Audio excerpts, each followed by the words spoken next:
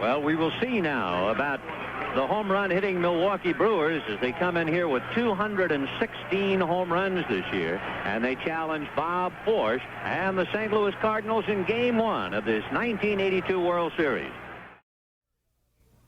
National League Championship Series, Game 1. A 7-0 Bob Forsch shutout over Atlanta gets the Eastern Division champion St. Louis Cardinals rolling. Game 2, Darrell Porter goes 2 for 2, and the Cardinals beat the Cinderella Braves again, 4-3.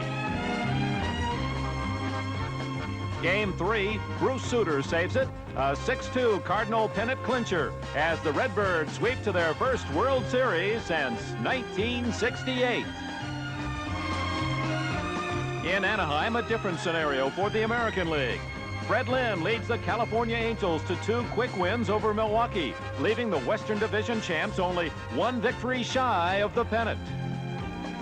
But in Milwaukee, a sudden shift of the pendulum. The free-swinging Brewers, the major's top run-producing ball club with more than 200 home runs, stage a comeback unprecedented in championship series play.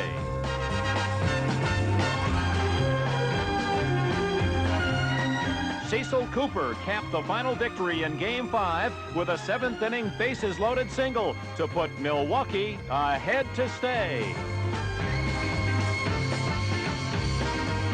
To ensure the lead, reserve Marshall Edwards made the big play. Peter Ladd got the big save, and the Brewers won their first pennant ever the hard way. Now they'll play the National League champion Cardinals, who won theirs the easy way. 2 red-hot teams set to meet head-on for baseball's biggest prize, a whirl through the World Series.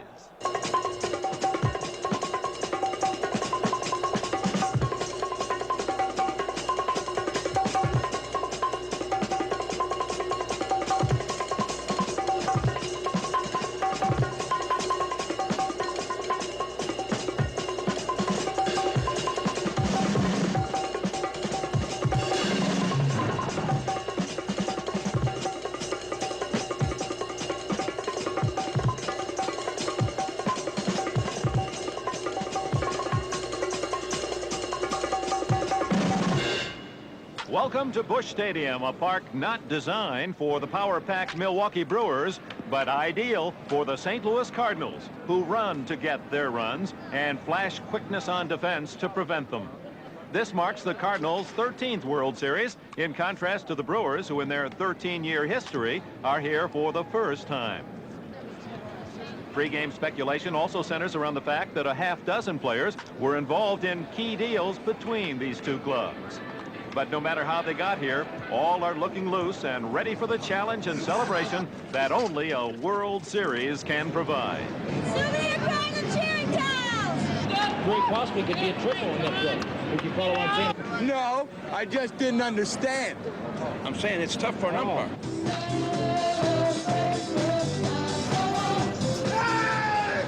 That's the bullpen. How about those Redbirds? Watch out, Ozzy. You got it! What?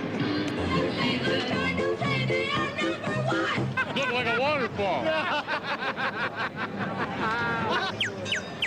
Owner Gussie Busch, a master brewer himself, welcomes the Brewers of Milwaukee while cheering on his Cardinals with the rest of the hometown crowd.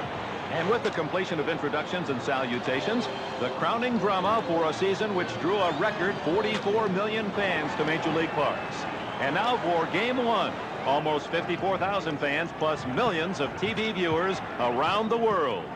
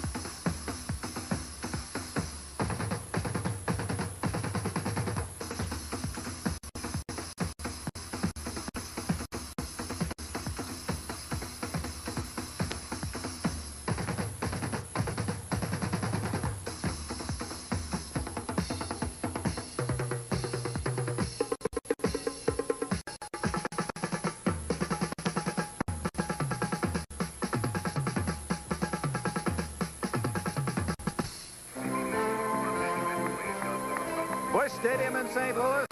The World Series, Game 1, the Cardinals and the Brewers. Had that little taste of our NBC Sports production brilliance. You saw the history of this century in baseball and in U.S. history in a matter of a minute and 40 seconds. We'll be sharing more high moments for you during the course of the series. I'm 47 and a rookie in the World Series. After 15 years in baseball, I'm excited to get to my first one, as many of the players are. But the veterans are up in the booth. Both played on winning World Series team. Ironically, one is from St. Louis and one grew up in Milwaukee. Let's go now to Tony Kubek, Joe Garagiola. Okay, Dick, thank you very much.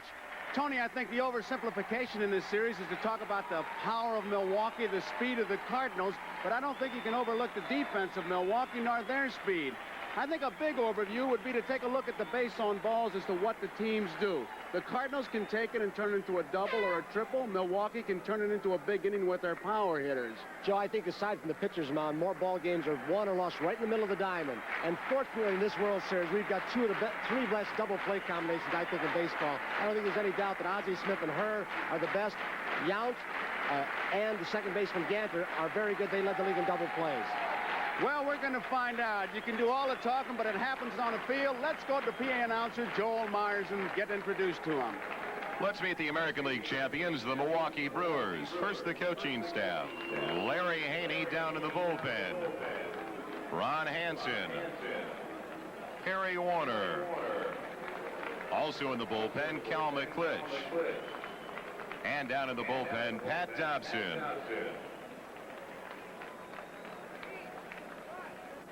Now the Brewers non-starters. Catcher Ned Yost. Infielder Don Money. Infielder Rob Piccolo. Pitcher Bob McClure. Infielder Ed Romero. Outfielder Marshall Edwards. Pitcher Don Sutton. Pitcher Peter Ladd. Outfielder Mark Bruhard. Pitcher Moose Haas. Pitcher Doc Medich. Pitcher Raleigh Fingers. Pitcher Jim Slayton. Pitcher Dwight Bernard. And pitcher Pete Vukovich. The Milwaukee trainers are Freddie Frederico and John Adam, and the equipment manager is Bob Sullivan.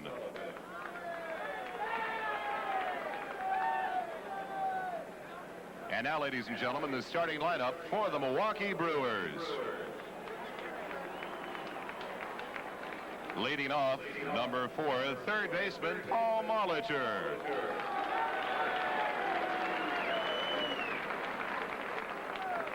Batting second, number 19, shortstop Robin Yount. Hitting third, number 15, first baseman Cecil Cooper. Batting cleanup, number 23, catcher Ted Simmons. Hitting fifth, number 24, left fielder Ben Ogilvie. Batting sixth, number 20, center fielder Gorman Thomas. Hitting seventh, number 13, designated hitter Roy Howell. Batting eighth, number 22, right fielder Charlie Moore. And hitting ninth, number 17, second baseman Jim Gantner.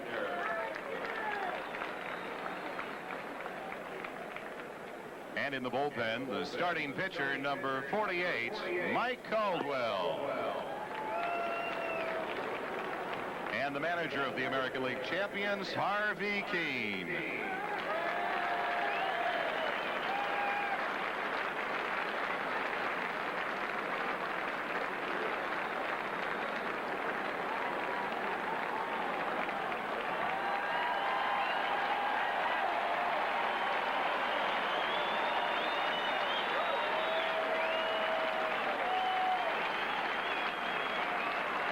introducing the National League champions, the St. Louis Cardinals.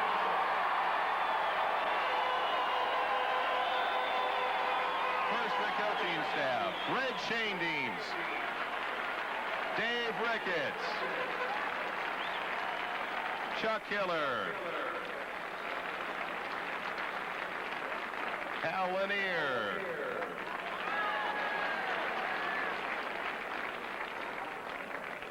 and down in the bullpen, Hub Kittle.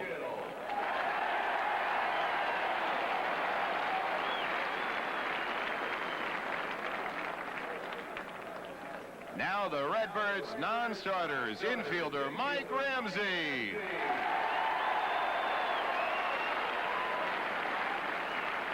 In the bullpen, catcher Glenn Brummer.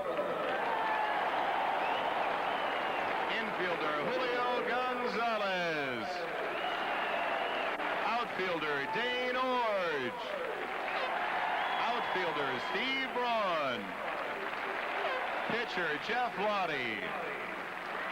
Pitcher John Martin. Pitcher Jim Kotz. Pitcher Steve Mura.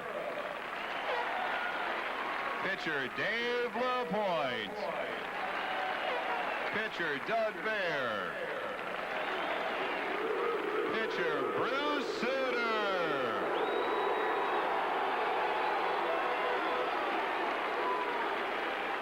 Pitcher Joaquin Andujar.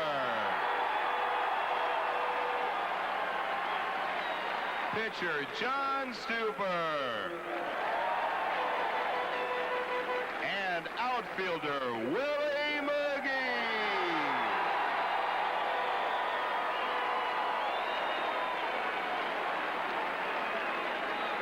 The St. Louis trainers are Gene Gieselman and trainer emeritus Bob Bowman, and the equipment manager is Butch Yackerman. And now, ladies and gentlemen, the starting lineup for the St. Louis Cardinals.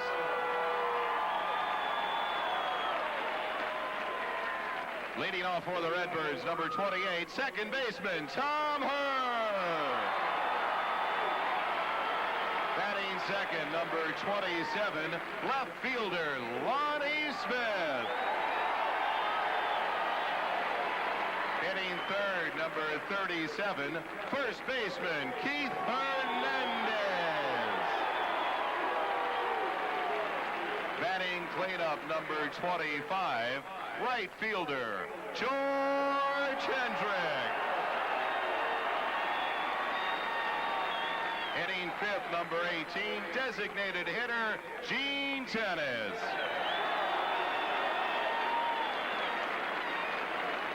Batting sixth, the most valuable player in the National League Championship Series, number 15, catcher Darrell Porter. Hitting seventh, number 22, center fielder David Green. Batting eighth, number 10, third baseman Ken Oberkfell. And hitting ninth, number 1, shortstop Ozzie Smith.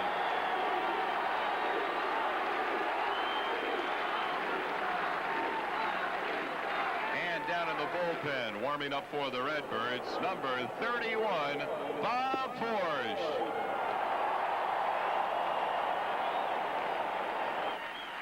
And the manager of the National League champions, Whitey Herzog.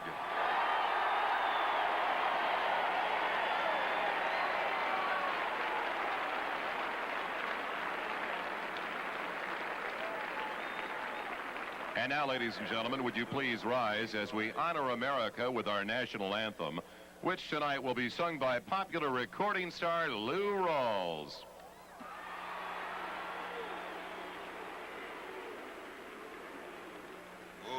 Say, can you see by the dawn's early light what so proudly we hailed twilight's last gleaming, whose broad stripes and bright stars through the perilous fight o'er the ramparts we watched were so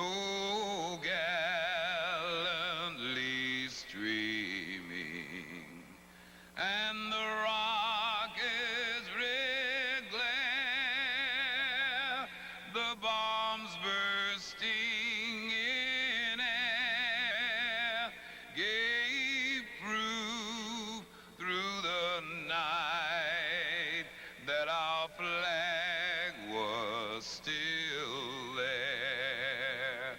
Oh, say does that star-spangled banner yet wave over the land of the free and the home of the brave.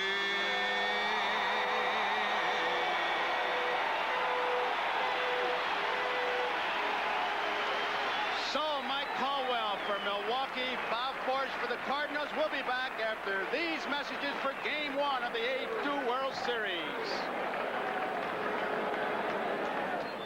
A beautiful night here in St. Louis and a capacity crowd here for Game 1. And there he is, the chairman of the board, August A. Busch Jr.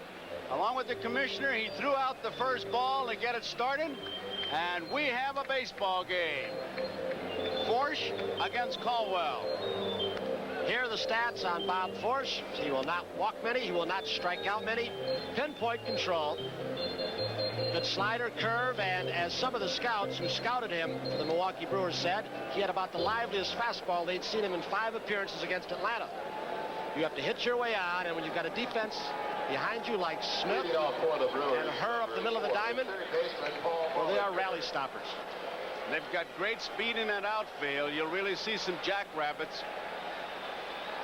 So Paul Molitor leads it off for Milwaukee. 1982, he had 19 home runs, 71 runs batted in, hit .302. And Paul Oberg foul at third base, already up close because Molly will bunt. First pitch of the World Series, 1982 style, foul ball out of play.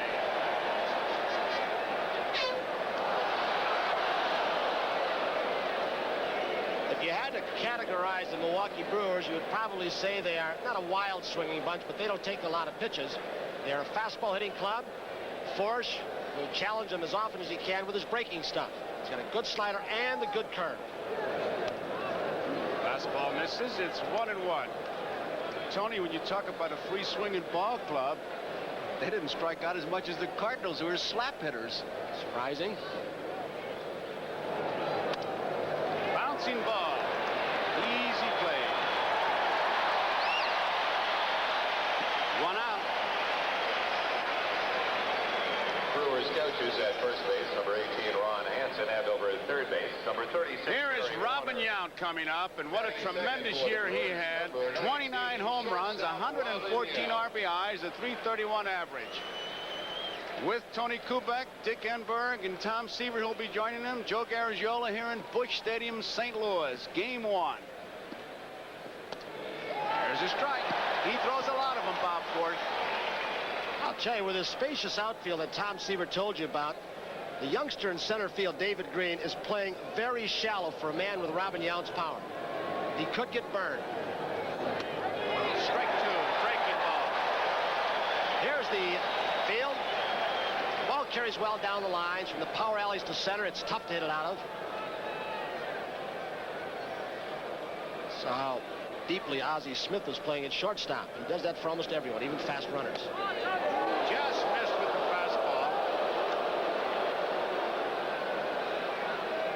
There you see a shot at the defense. Ozzie Smith, the point of reference would be that line. He plays behind it, sneaking up with 2-strike count on Robin Yount. Inside, 2 balls and 2 strikes, 1 out, no score, top of the first. Yount's a big guy, 6-footer, 170, born in Danville, Illinois, lives in Thousand Oaks, California.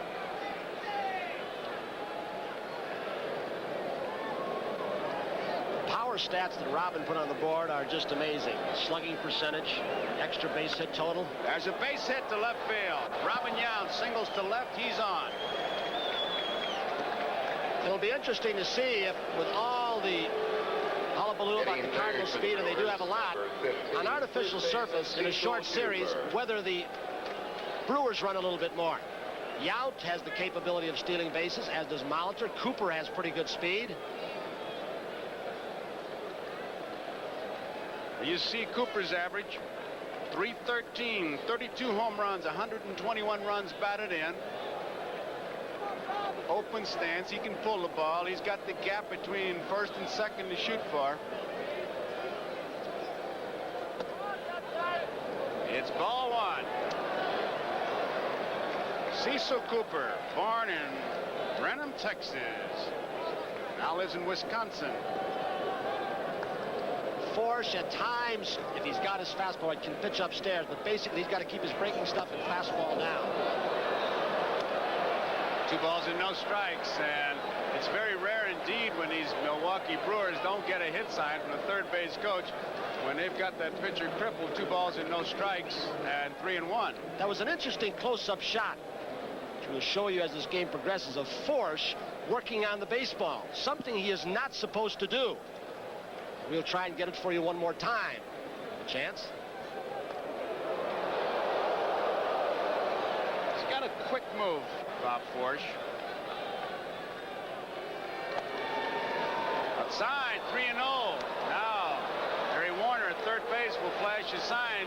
Cooper, look at those eyes, man. That's like the kid on Christmas morning. Do I get the hit, 3-0? He's looking for the hit sign. That's when the manager controls it, and you pick a pitch in a particular spot. You don't just say fastball, you say low inside fastball. Walked him. Cooper is on, so base runners are at first and second.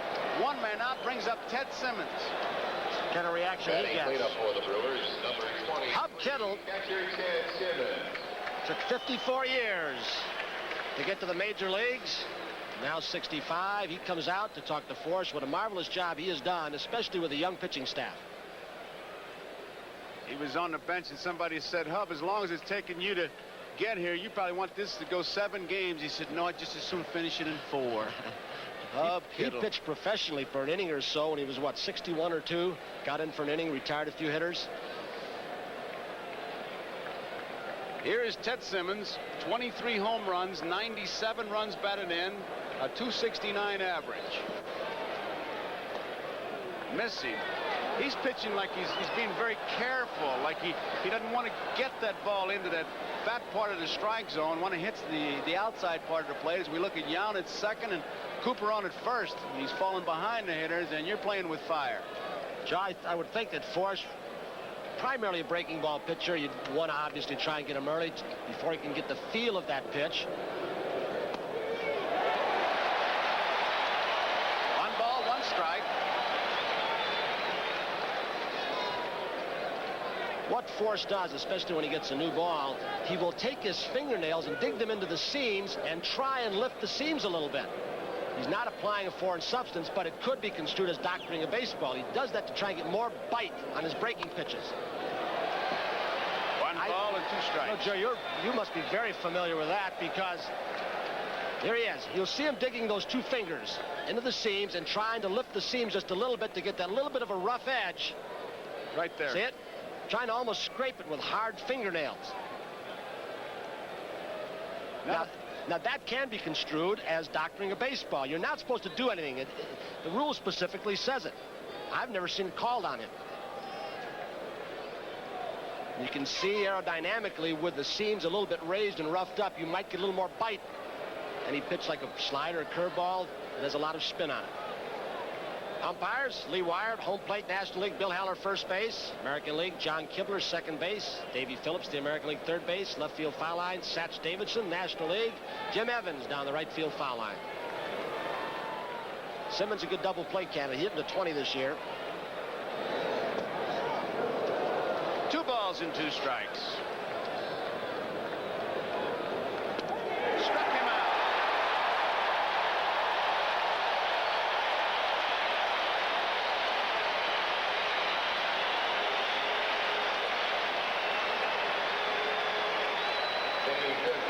Like one of those sliders that started outside 5-6 inches and just came around the outside corner of the plate.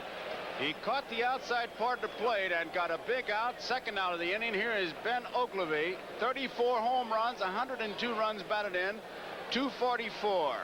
Born in Colon, Panama, Colon, resides in Mesa, Arizona. Will be interesting to see how Benji swings the bat.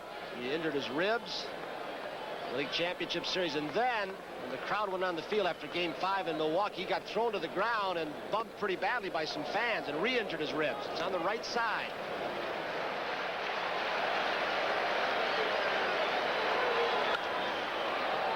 Off Hernandez.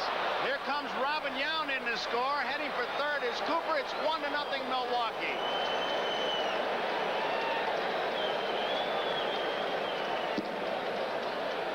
Ball hit very hard, obviously, at Hernandez, and it hit that turf, and ordinarily that ball bounces up a little higher. He may have had some overspin. Ball may have gone where? Right through his legs? Never came up. Almost off his shin bone. Ordinarily, a ball like that will bound up. You've given him an air. You see that very infrequently with that man. He's won, I think, about 4 Gold Gloves. I think that top spin that he had on that ball when he got that top hand through, Joe, put that hook spin like you'd get in a golf hook, and it just bit into the turf and almost took his shin off. Gorman Thomas, check swing, foul ball, strike 1. The official scorers are Dave Nightingale of the Sporting News, Jack Herman of the St. Louis Globe-Democrat, and Dick Young of the New York Post, and they have ruled it an error on Hernandez, and Milwaukee has taken a 1-0 lead. Base runners at first and third, 2 outs, and Gorman Thomas, who had 39 home runs and drove in 112 runs, stands in there. Strike 2.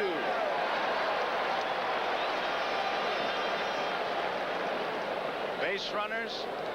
Cooper's at third. Ogilvie is at first. Thomas with 2 strikes just tries to get that bat on that ball most of the time. And he drills one in the corner in left field. It is a foul ball. Foul ball. He almost hit that ball flat-footed, Tony. That's what he calls his Harvey Keene stance.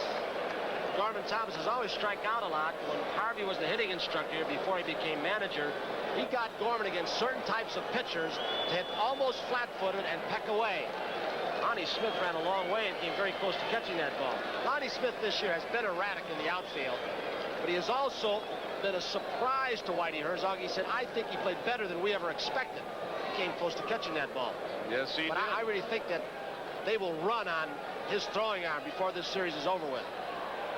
It's 1 ball and 2 strikes, 2 outs. Base runners at first and third. Milwaukee leading 1-0 here in the top of the first. In the hole, Ozzie Smith knocks it down, can't make a play, and it's 2-0 as Cecil Cooper scores from third on the infield hit by Gorman Thomas. He hit the ball in the hole. Oberkfell couldn't get it, and Ozzie Smith got a glove on it, but there was no play. Ozzie does not overplay a lot of hitters. He's one of the few shortstops that plays a lot of people straight away. Look at how far he went. I can think of no other shortstop who would have touched that ball. He's remarkable. You'll see him do a lot of acrobatics before this is over. I doubt if he could have gotten Ogilvie at second base from that distance. So it's 2-0 Milwaukee. Howell is the batter, the DH.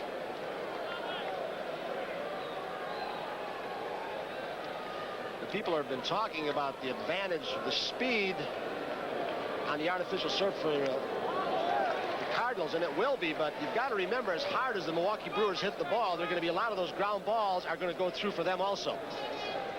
So at first base is Gorman Thomas.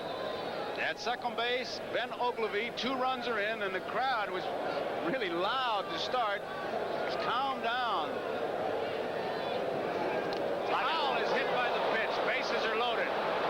Roy Howell hit by a pitch ball, so Bob Forsch is really having a rugged inning. 2 runs are in, bases are loaded, and Charlie Moore is the batter.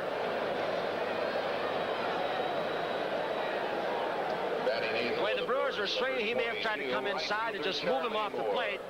Roy Howell stands off the plate quite a bit and dives into the ball so he can reach the outside corner. Whitey Herzog, Red Schoendienst, the bullpen starts going. Jeff Lottie begins to throw. Bob Forsch had hit 4 batters during the regular season, has just hit one now to load him up, and Charlie Moore with the 254 averages in there. And there's his strike. Milwaukee, after Molitor bounced out, Yount singled, Cooper walked, Simmons was called out on strikes. Error by Hernandez, a single by Thomas, hit batsman, 2-run in, foul ball, and bases are loaded. Charlie Moore, who has done quite a job for these Brewers in the outfield. He was born in Birmingham, Alabama, lives in Greendale, Wisconsin. He's become quite an outfielder. So 1 through 9, there's not much rest in this Brewer team. Charlie Moore has had an off year at the bat. He's had a 300 year in the big leagues. You see he's opened up his stance a little bit and come up more on the plate. It's popped up. Hernandez in foul territory has plenty of room. He makes the play. So that retires the side, but the error by Hernandez led in the first run. A base hit by Thomas drove in the second run. We go to the bottom of the first. It's Milwaukee 2, Cardinals coming to bat. There's the ballpark now as the Goodyear Blimp America with Captain Larry Chambers from Spring, Texas. Gives us a shot. He flies out of Houston.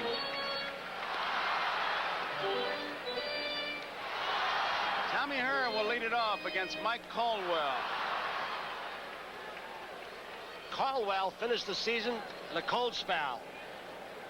And getting that sinker up a little bit. He actually throws 3 different kinds of sinkers, one slower than the other. In fact, one will look to you to be almost like a screwball. A hard slider, takes something off, and he calls it a slurve. Oddly enough, Joe, he's a sinker ball pitcher who this year anyway has done well on artificial surface. ERA below 3 on the turf, and was 3 wins and 1 loss. It has been a struggle for him through September. Well, these Cardinals will put the ball in play. Tommy Herr.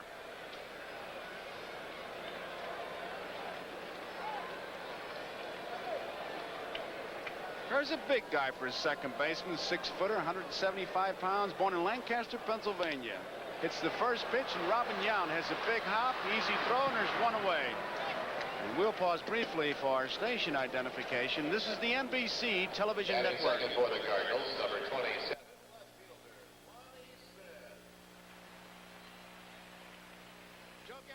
With Tony Kubek, Dick Enberg, and Tom Seaver here in St. Louis, where the Brewers have jumped out to a 2-0 lead here in the top half of the first inning as Lonnie Smith steps into the batter's box.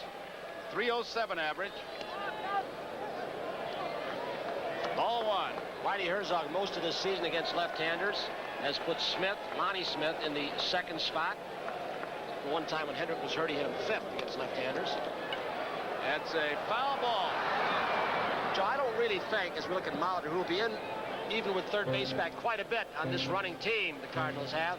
I don't think the turf in the infield is going to affect the Brewers that much. But I kind of agree with Tom Seaver that in the outfield with those gaps, they do not have the running speed out there, especially with a slightly crippled Gorman Thomas in center. So they may not be able to cut those alleys down.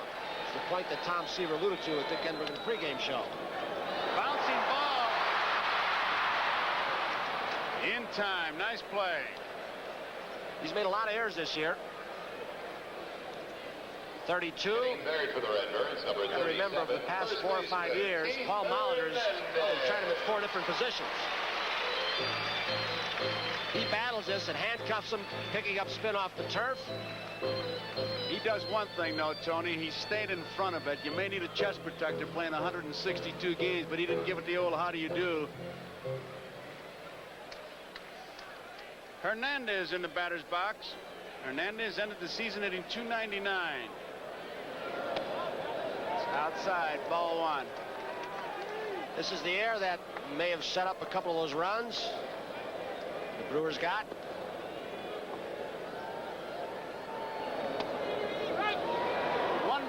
1 strike to count. Here's a 2-2 pitch. Off the handle, bouncing ball. Easy out. 1, 2, 3. 4-3 if you're scoring.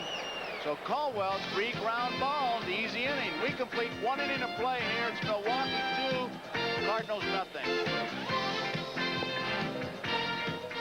Milwaukee 2, Cardinals nothing. Top of the 2nd. Jim Gantner leads it off. Bob Forsch threw 39 pitches in that 1st inning as opposed to Caldwell's 10. That's the kind of a thing that starts to send messages to the pitching coach and to the manager. Gantner hit 295. 4 home runs, 43 runs batted in, takes it inside, and it's ball 1.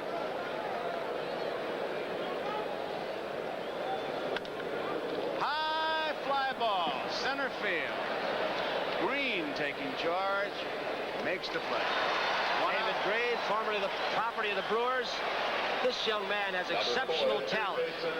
If you get a chance, you'll see a tremendous throwing arm.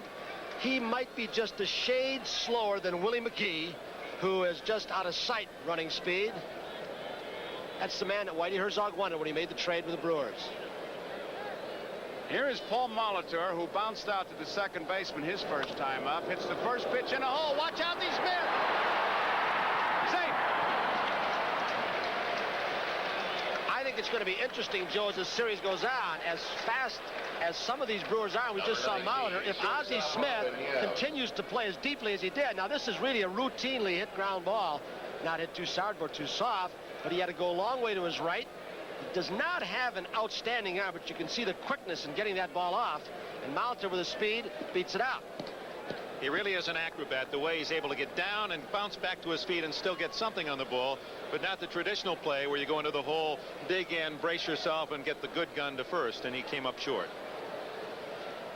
Here is Robin Yount now. First pitch is low, and it's ball 1. Yount singled his first time up and scored, and I'll tell you, if he keeps that ball down, Yount is liable to drill one into that gap in right center field. Here's as good a breaking ball hitter as there is in baseball. Molitor at first. Many teams try and bust Robin up and in on the hands.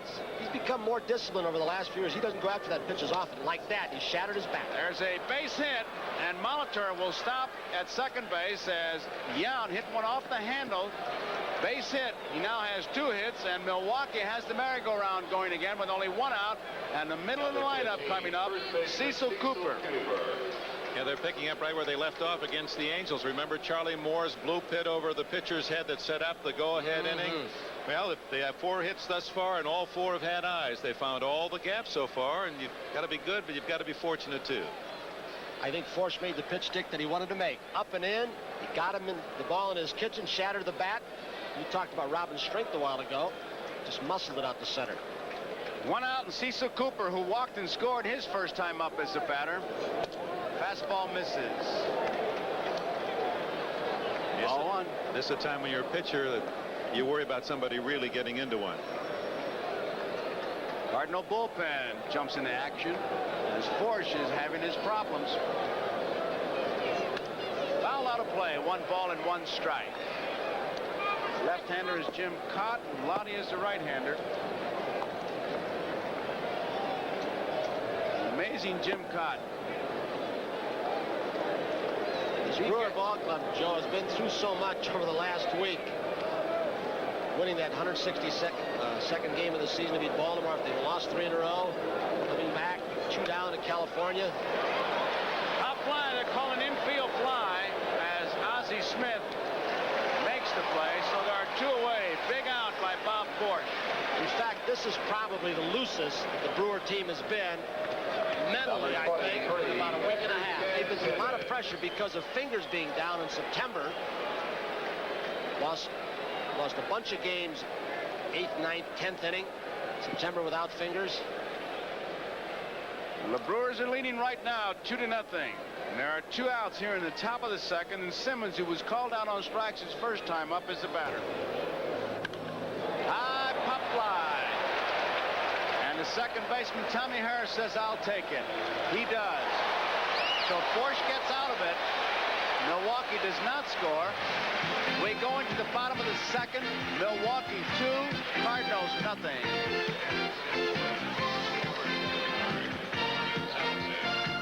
Runs, 4 hits, no errors for Milwaukee.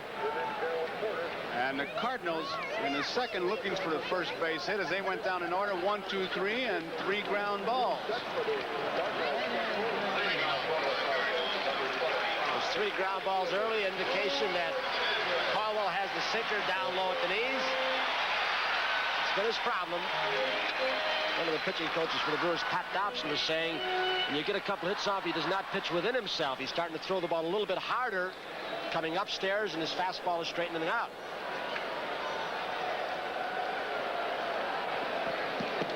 There's a strike. George Henry. Henrik, 19 home runs, 104 runs batted in, hit 282. 1 ball, 1 strike. George Henrik probably wears his pants lower than anybody in baseball. And I asked him about that. If there was a reason. 1 ball, 2 strikes. He said when I was with Oakland, they used to send down the pants from the big club and they used to fall down. So now I just make them where they're downer to begin with, and that makes a lot of sense. Dick Wagner would love that, wouldn't he? In Cincinnati. Wow. Outside, 2-2. In the batter's box, you had to be comfortable. He's not up there for a portrait. He's up there to hit. And he's not going to make any magazines as a fashion play, but he might get the MVP if he gets enough hits. Straight away center field, and Gorman Thomas has plenty of room, and there's 1 out. He was saying that knee that he injured in a kind of a slide collision at home plate league championship series. He bruised it against the shin guard of Bob Boone. He said it's 100% better. He said on a scale of 10, I'm probably a 7 now. It was about a 4 a couple days ago. So the off day helped him. Weren't you surprised, Tony, that Harvey Keene didn't go with Marshall Edwards defensively in center field with that big area to cover, and then Gorman Thomas as the DH? Gorman Thomas would have no part of the DH, he said. He said, when I'm 40, I might think about it. He said, I wouldn't play. So it's strike 1 on Gene Tennis. Tennis is the DH. Whitey Herzog, of course, had the DH when he was over at Kansas City, so it's nothing new to him. It's new to National League fans here in St. Louis. Tennis way out in front, and it's a quick 2-strike count on him. There he is, Whitey Herzog, nearby New Athens, Illinois. It's the kind of series that Whitey Herzog, although he had good advance scouts, probably didn't need him. He is very familiar with the Brewers hitters, how to pitch them, how to defense them. Tennis takes it outside. 1 ball, 2 strikes. Tennis, 6-footer, 190. We look at Harvey Keene. Born in Russellton, Pennsylvania, now lives in Poway, California. 2 balls, 2 strikes, 1 out. 2-0, Milwaukee leading. Mike Caldwell. Tennis, a very disciplined hitter. He can get a lot of bases on balls. Pops it up, and Cecil Cooper says he's going to take it. And he does. 2 outs. Joe, they've talked about the spacious ballpark. And Whitey Herzog, aside from the dimensions that we showed you earlier, Whitey Herzog was saying he thinks the ball does not carry well here because it is built down beneath street level. And I don't know what sense that makes, whether it's dampness or whatever else. In the daytime, it'll carry better. A lot of home runs, or people who think they're home runs, lose them to center and toward the power alleys in right and left center. He said it is a harder ballpark to hit home runs in than Kansas City. Kansas City's tough to hit them in. But the gap, it's a good gapper ballpark, doubles and triples ballpark, as Darrell Porter takes the first pitch outside, ball 1. Porter, almost an identical stance to Cecil Cooper. He kind of peers and rocks and gets on his toes. 2 balls, no strikes, 2 outs, 2-0, Milwaukee leading, bottom of the second. Porter, 12 home runs, 48 runs batted in, hit .231 on the year. He was hot during the championship series, voted the most valuable player. Well hit, right center field. Charlie Moore can't get it. Porter's got extra bases. Running it down is Gorman Thomas. Porter has a double.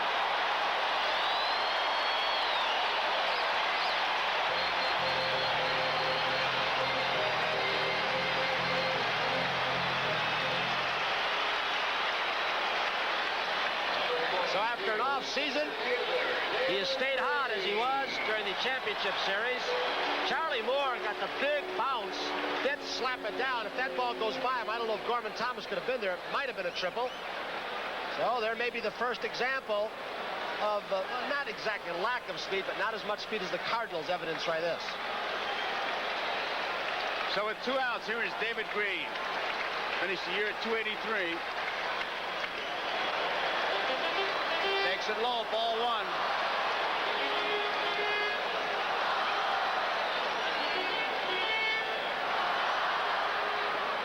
Two nothing. Milwaukee leading the Cardinals. Line drive right at Cooper. Ball was well hit, but Cecil Cooper had him played perfectly. So at the end of 2 innings, the score here, it's the Milwaukee Brewers 2, the Cardinals nothing. And due up, Ogilvie, Thomas, and Howell. And we'll be right back after these messages from your local station. We move into the bottom half of the 3rd inning. Milwaukee 2, the Cardinals nothing. Joe Garagiola with Tony Kubek, Dick Enberg, and Tom Seaver here in St. Louis. Looks like Forsch is settling down. Caldwell has been in command. And now for the play-by-play, here is Dick Enberg. All right, Joe. Ken Oberkfell, Ozzie Smith, and Tommy Herr for the Cardinals in the 3rd inning. Caldwell's allowed 1 base hit. Porter's line drive to right that skipped off right fielder Charlie Moore for a double. Oberkfell at 289. Part of that all left-handed hitting St. Louis infield against a right-hander. 2 of them, of course, are switch hitters.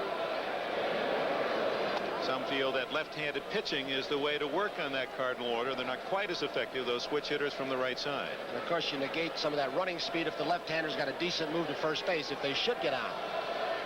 1-1.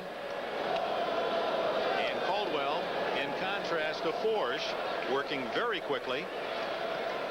They're both the same kind of pitcher. They don't strike out many. When they're on, they don't walk many. They have to keep the ball down. 2-0.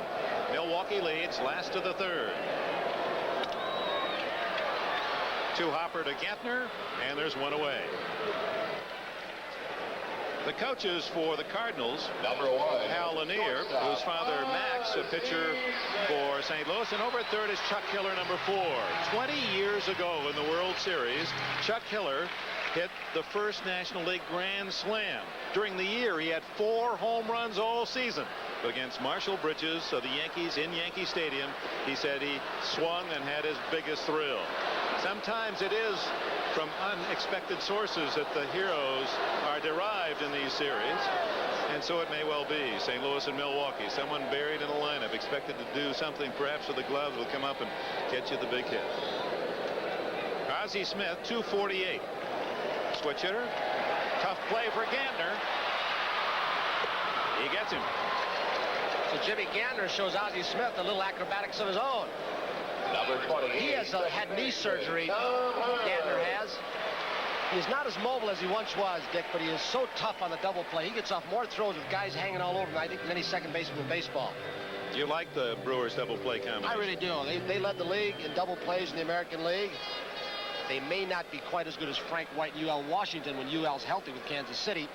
But I think those two was Kansas City 1, 2, 3 defensively. Herr looping one to the shortstop, and Robin Yount squeezes it. Another easy inning for Mike Caldwell. After 3, it's 2-0. Robin Yount, Don Sutton said he never saw so much ability since he saw Clemente. And here's a Fall Classic flashback.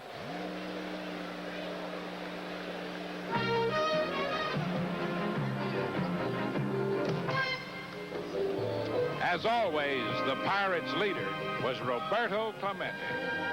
Professionally phenomenal, personally peerless, a special person who received a special and overwhelming selection to baseball's Hall of Fame.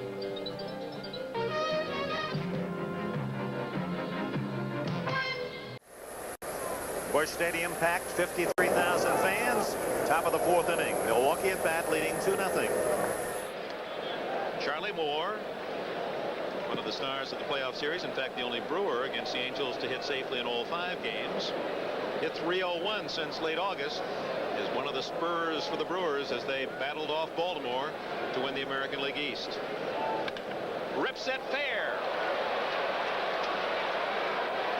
Smith able to cut off the carom, and Moore with a stand-up double.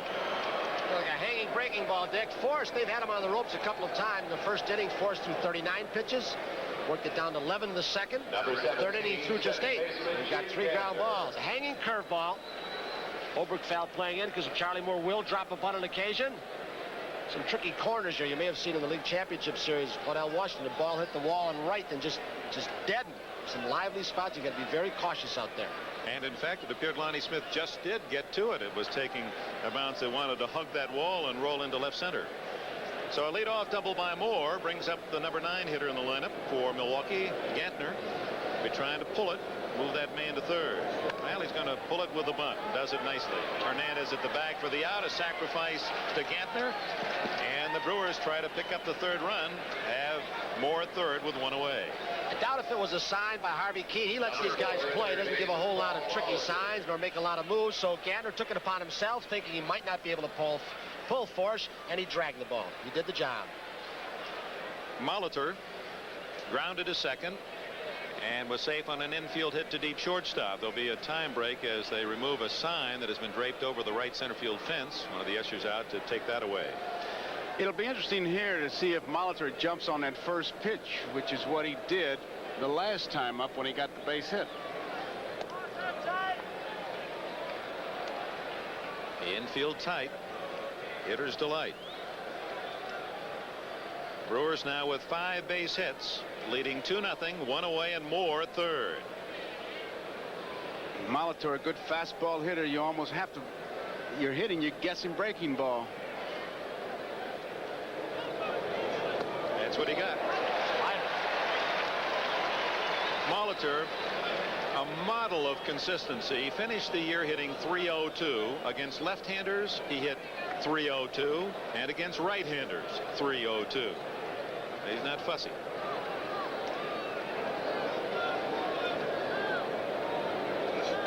Broken bat shattered into center field, and a base hit. Moore scores. He's going for 2. He is out. And Dick, you just saw, you alluded to the point about the hitter's delight on the ground ball, but you can also see what happens on that little looper. Ozzie Smith, the shortstop, if he's playing his normal position, he'd stand up. He's standing there waiting. So the bat is shattered. Again, probably the type of pitch that Forsch wanted to make. Get inside. Smith alertly throws out the diving Molitor. You can see some aggressive base running. Molitor at one time was getting hurt so darn much diving, they tried to stop him from diving into base. He used to dive head first in the home plate. Here's Yount with 2 out. Base is empty. Milwaukee has built its lead to 3-0. The Brewers, who arrived at the World Series in a much different route than the St. Louis Cardinals. The Brewers fought to the final day before knocking out Baltimore. Fought to the final game of the playoffs before beating the California Angels. The Cardinals were the first to clinch their division. And they swept Atlanta 3-0. Yount thrown out by Oberkfell. Milwaukee settles for a run on a brace of hits. No one left. Middle of the 4th. It's 3-0 Brewers. Coming up for the Cardinals in the home half of the 4th. Lonnie Smith, Keith Hernandez, and George Hendrick. Heavy end of the order for the Birds. St. Louis Cardinals nest Busch Stadium. Milwaukee leading 3-0. Here's Molitor, and watch how that bat explodes. I think he had a pitch out of the strike zone, too. That was probably up too high. Boy, Joe Garagiola, what do you say to your pitcher after you come back to the dugout? You make a pitch like that and it costs you a run. You almost want to go to the trainer and see if he's got any amnesia pills and let him forget about it, because as we look at Raleigh Fingers, because he made a good pitch and he just happened to hit it, there's nothing you can do but sit and moan. Raleigh Fingers, the frustration, he's missed some 5 weeks of the season. A sore arm, elbow, apparently much more serious than at first believed, and the guess is that he probably won't pitch in the series as much as he wants to. While St. Louis has its ace reliever, Bruce Sutter, ready. Check swing by Smith, and it's foul to the right. Lonnie Smith, who led the Cardinals in hitting this year, coming over from Philadelphia, finished at .307.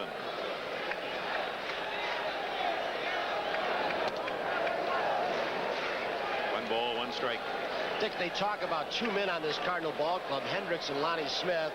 We're going to get some MVP votes. And I really think that Lonnie Smith, because he's not a power hitter, has gone somewhat overlooked. He really is the key to this offense, I think.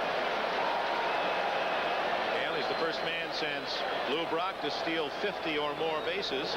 Got a ways to go to catch the great Cardinal outfielder in base stealing. But he's brought a lot of speed to this club. Fouled away 2-2. He was involved in that 3-corner swap with Philadelphia, St. Louis, and Cleveland. The Cardinals gave up Martinez and Sorensen, a couple of pitchers in the deal to get Smith. Part of the 1980 Philadelphia Phillies championship. 3-2.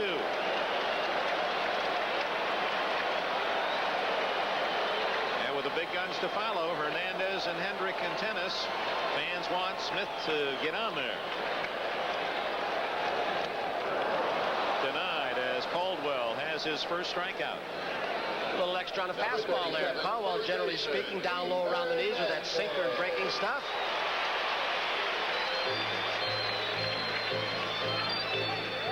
Hernandez from San Francisco. The 79 Co. most valuable player in the National League, sharing that honor with the now retired Willie Stargell. Rolls it to Gantner. Another easy out for Caldwell. 2 gone in the Cardinal fourth. Number 25, right fielder Terrell Norman Herzog.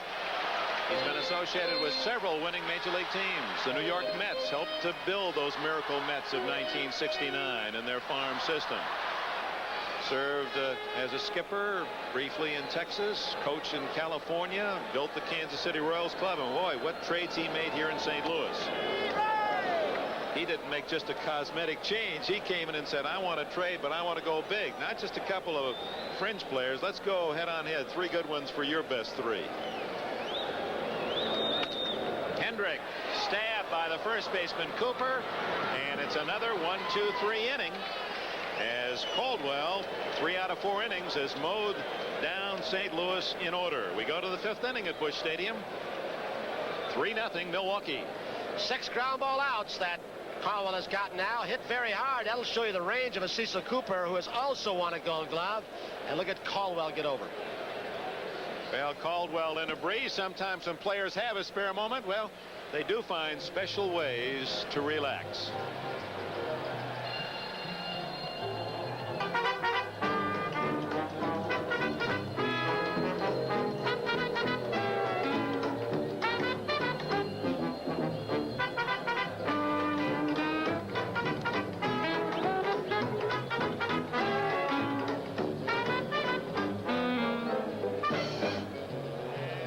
Right back after these messages from your local station.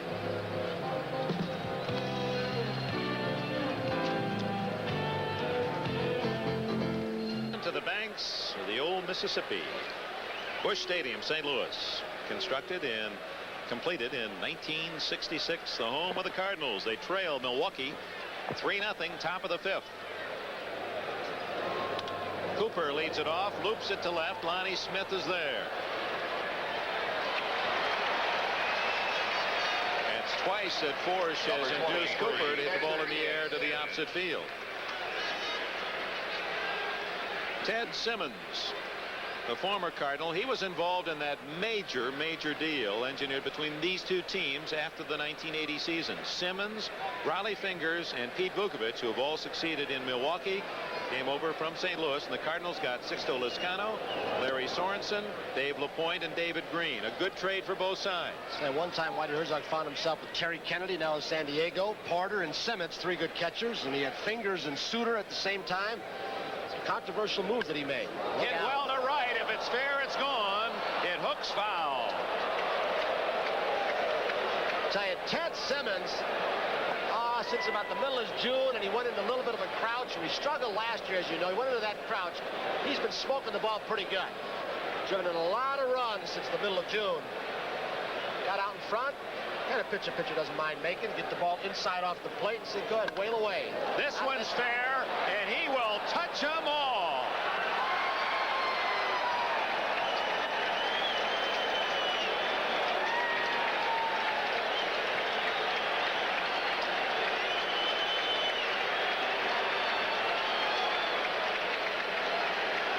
against his former battery mate. How sweet that one must have felt.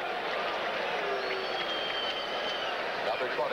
And every run that these Brewers add puts this guy in a little pressure, Whitey Herzog, where it takes away a little bit of his running game. Forsch only gave up 16 home runs during the season. And here's the swing that touched it off. He really stayed with it, and he knew it was gone. One out. It's now 4-0 Milwaukee. Oakley fouls it off to the left. Dick, that triggers some more action in Whitey Herzog's bullpen. Southpaw Jim Cott loosening up for the second time. This Milwaukee club, I tell you, they come out swinging. You can tell in batting practice the bats are moving in the rack and nobody's even near them. They were rattling all right. They rattle. The Brewers led the major leagues in home runs this year with 216. Cardinals, interestingly, were last with 67, so quite a difference. Hit sharply to her. Hernandez 2 away. Oakley is 0 for 3. Ted Simmons from Detroit, Michigan. In this different era, Simmons recently, during the offseason, played house husband so that his wife, Mary Ann, could go back to the University of Michigan, finish her degree work. He's a most interesting character. He's an art critic. He collects antiques. He's on the trustees here at the Art Museum. How many catchers can make that statement? They overlooked you, I remember.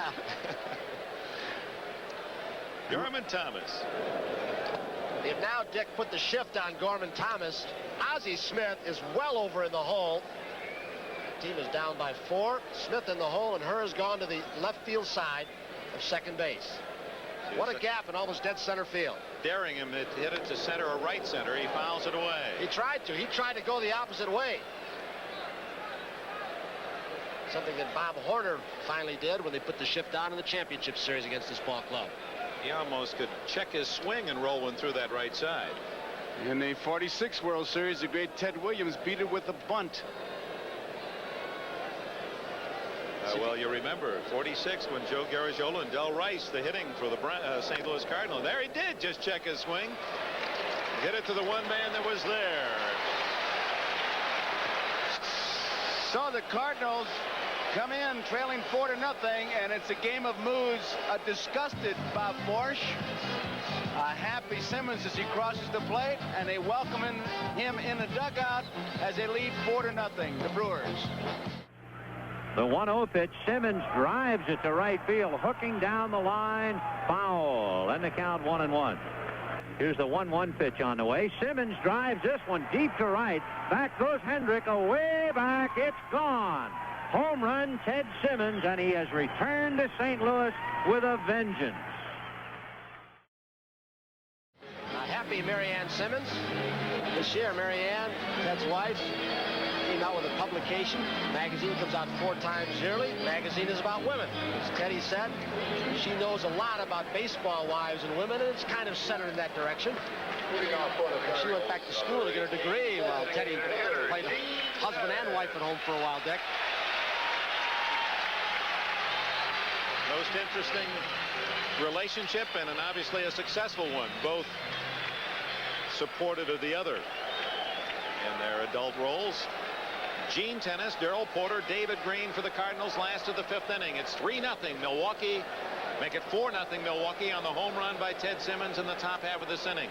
Gene Tennis, his place has been written in World Series history. 1972, remember? Against the Reds, he hit a homer his first 2 times up in that World Series. No one's ever done that before or since. A number, and Caldwell gets him.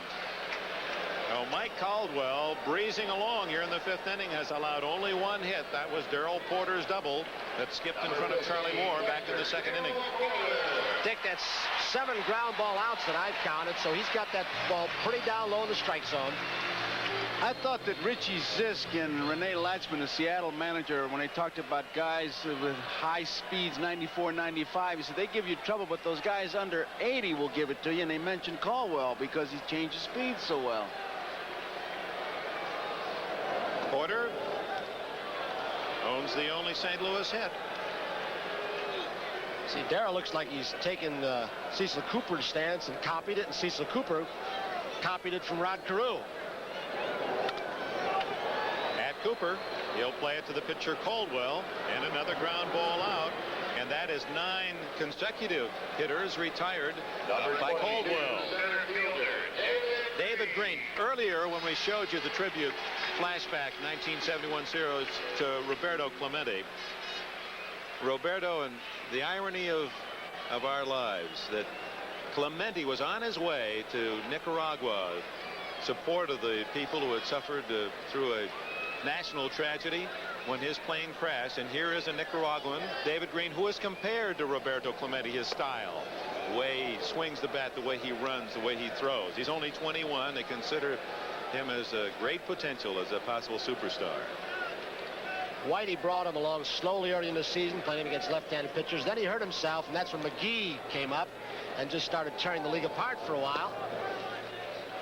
A real measure, is it not, Tony, of Herzog's ability to spot good young talent, that he was acquired a Green and McGee in trades when no one really knew about them. You know, Whitey was in charge of player personnel with the Mets, and he helped develop a lot of their young kids years back.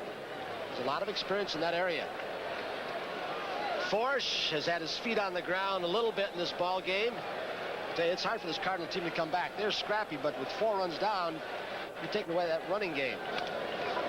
One hopper to the third baseman, Molitor. And again, Caldwell retires. St. Louis in order.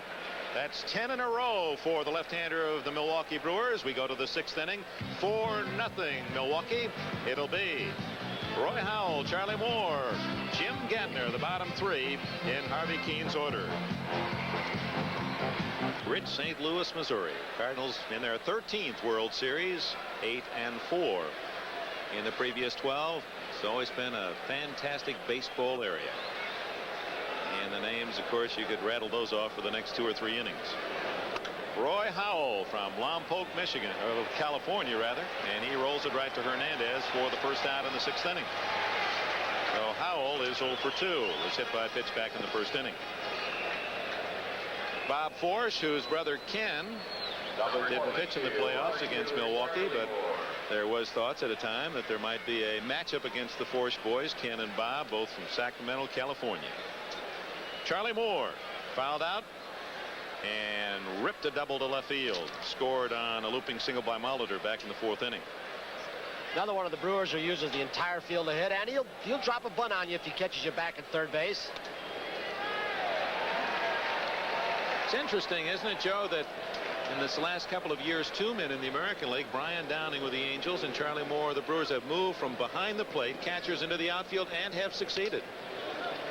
And their arms seem to improve. I mean, Moore is a better thrower now than he's ever been. Well, it's bat number 4 that just got shattered by Forsch as Moore goes back. That Charlie Moore made some outstanding throws against Baltimore, and of course against California, with Reggie at third. He made the big throws, got Reggie. To the hole, base hit, right field. Jackson around second, going to third. The throw by Moore. He's out. Moore's convinced me he's got a pretty good arm, Jim. With Joe Garagiola, Tony Kubek, Tom Seaver, Bob Costas. This is Dick Enberg, Busch Stadium, St. Louis. The Milwaukee Brewers, the underdogs in this series, lead 4-0 in the 6th inning. Charlie Moore unable to leg out that ground ball to the shortstop Ozzie Smith, who turns it into a fine defensive play. Makes him look easy. 2 gone in the 6th inning. I don't know if Ozzie has underestimated the speed of some of those Brewers, but that was a bang-bang play right there again. 2nd time in this ball game. He is so under control and has such tremendous balance, though. That center of gravity is always properly, never loses balance. I guess that's where his agility comes from. Gantner rips it to right. Hendrick will play it on a hop. So Gantner, his first hit. The Brewers have 8 in the game. And with 2 away, brings up the leadoff man, Paul Molitor, the only man in the contest with a pair of hits. Just to quickly recap the scoring in case you're joining us late. Milwaukee scored twice in the 1st inning, 2 unearned runs, a 1-out single by Yount, a walk to Cooper, Ogilvy's hard ground ball to Hernandez went through the St. Louis first baseman for an error. Thomas drove in the second run with an infield hit to short. Then in the fourth inning, a double by Moore and a single by Molitor. A broken bat single made it 3-0, and a solo home run by Ted Simmons, the former Cardinal, in the fifth inning, made it 4-0 off Bob Forsch. Meanwhile, Mike Caldwell, the left-handed starter of the Milwaukee Brewers, who was knocked out early in the opening game of the playoffs against the Angels as Tommy John beat Milwaukee 8-3, has been mowing down St. Louis, allowing only 1 hit through 5 innings.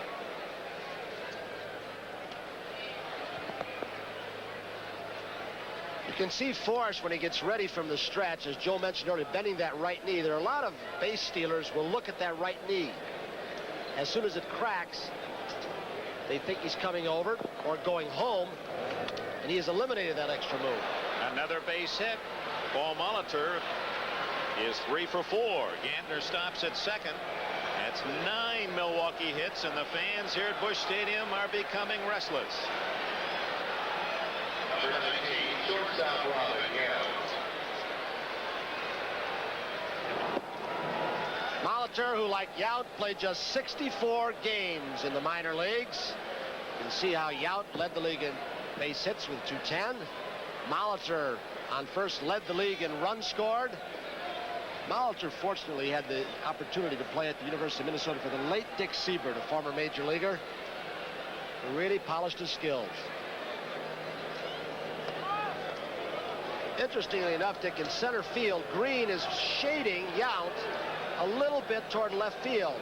Many teams in the American League, in fact, I think most, play their center fielder shading him toward right center field, because he does hit a lot of balls in the gap in right center.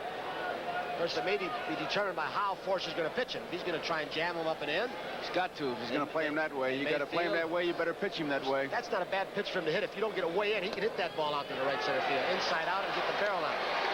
A ball and 2 strikes, and the veteran 43-year-old Jim Cott, a major league pitcher for 24 seasons, a record, tuning up, and he looks as good now as he did when he pitched in the '65 series with the Minnesota Twins. Loop to right, that could be trouble. Fair ball. Gantner scores. Molitor heading for the plate. And it's 6-0 Milwaukee on a bloop double by Robin Yount.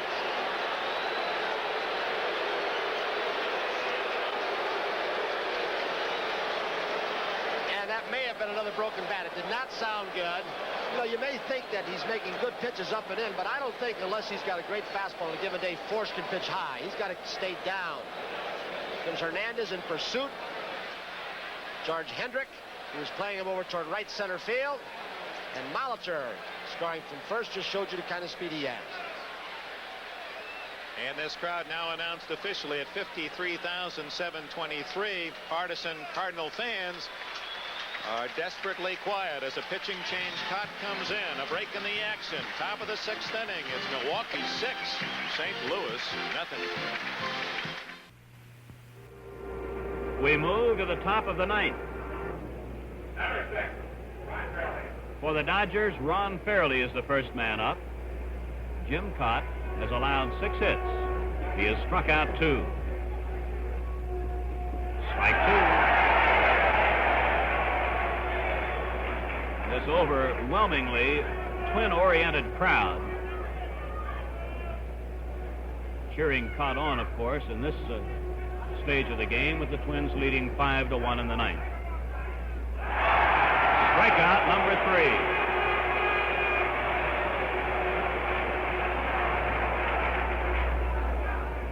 And the batter is Roseboro. Mencher will take the sure out. 2 away as the runners move up.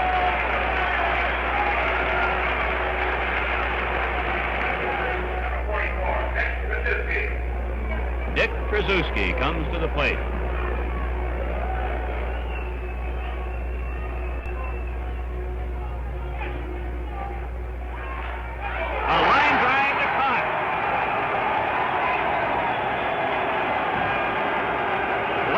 Jim Cott looks down, and the ball was there.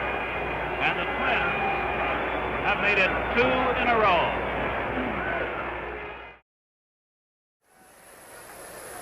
The amazing Jim Cott from Holland, Michigan. 62 games.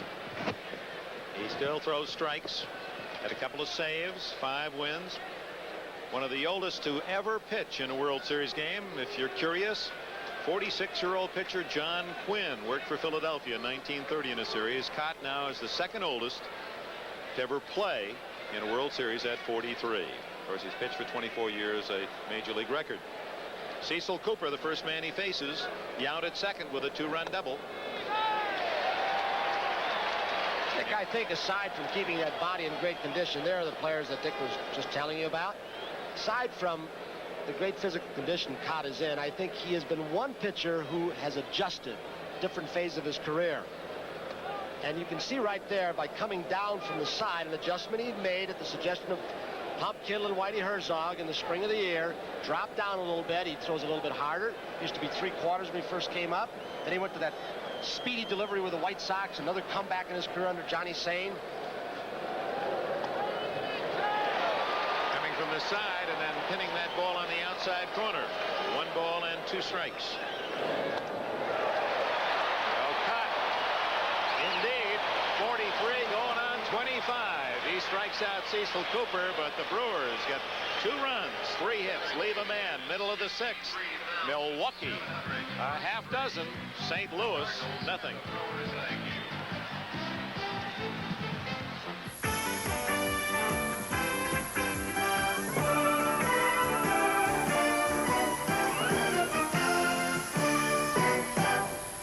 Busch Stadium in St. Louis. This crowd of 53,723 silenced as Harvey's wallbangers, they call them, the Milwaukee Brewers of Harvey Keene. And the left-hander Mike Caldwell, who cleverly has worked to the St. Louis batting order, allowing only 1 hit, and leads 6-0 in the last of the 6th. He accomplished another thing that he wanted to do in this ballgame, and that is not walk any Cardinals. Oberkfell, Smith, and Herr in the 6th. And that is the 10th straight batter that Caldwell has faced and thrown the first pitch in the strike zone. And he's gone 13 out of the last 17. First pitch in there. Up the middle. Gantner gets him by a step. Another ground ball out for Caldwell, and Gantner's been a busy man. That's number 10 ground ball out. In fact, Caldwell had 3 ground outs in the first inning, 3 ground outs in the 5th. And he's got the sinker down at the knees. Usually in a spot like this, I'm sure Simmons will holler to him, be alive for the bunt. Sometimes a guy like Ozzie Smith will try to beat out the bunt to get the thing started. They need somebody to start the fire. They're looking for the bunt at the corners with Molitor on the line at third and Cooper just a step off the line at first base. Smith handles the bat very well. Loop to center. Thomas is there, and there's 2 away. That's one of the things I asked the advanced scouts, Steve Fondy and Nelson Burbrink from the Brewers. They scouted the Cardinals. If on this turf, this big ballpark, the outfield would play deeper to cut off the gap. And they say that no, they recommended not to play deeper because they do not have much power in this lineup, and you could catch a lot of those loopers like that. So they're not moving back. I don't think they're afraid of the turf in the big outfield. Caldwell now has retired 12 straight batters. And hits the corner again. First pitch in the strike zone. I tell you, when you stay ahead of that hitter, what a difference it makes. 2 out, last of the 6th. 6-0 Milwaukee. 1-1. Lee Wire behind the plate in his 2nd World Series. And it's 1-2. Caldwell makes home in Raleigh, North Carolina.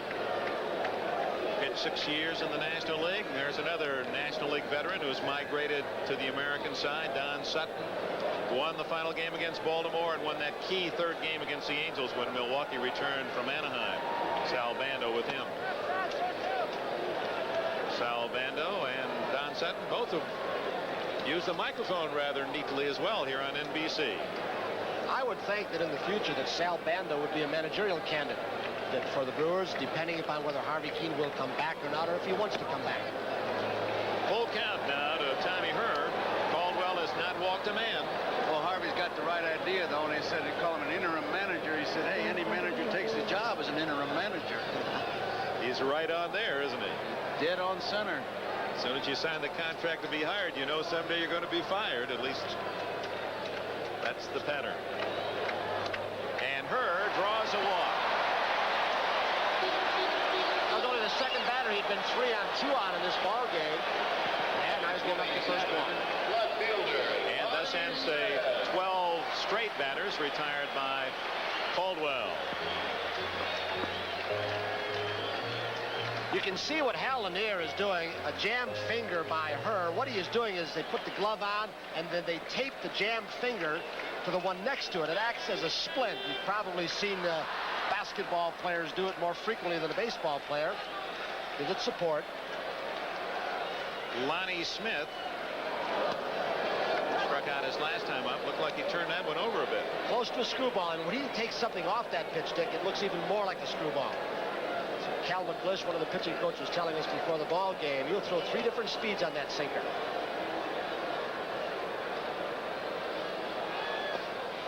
One ball, one strike. Your point was well taken, Tony Kubek, earlier, that one thing the opposition tries to do against the Cardinals in this ballpark especially, get at least a 3-run lead, take some of the running game away. So it is here in the 6th inning with Milwaukee in front 6-0. Herr, who has good ability on the bases. That's not the good gamble when you're down by 6. 1-2 the count.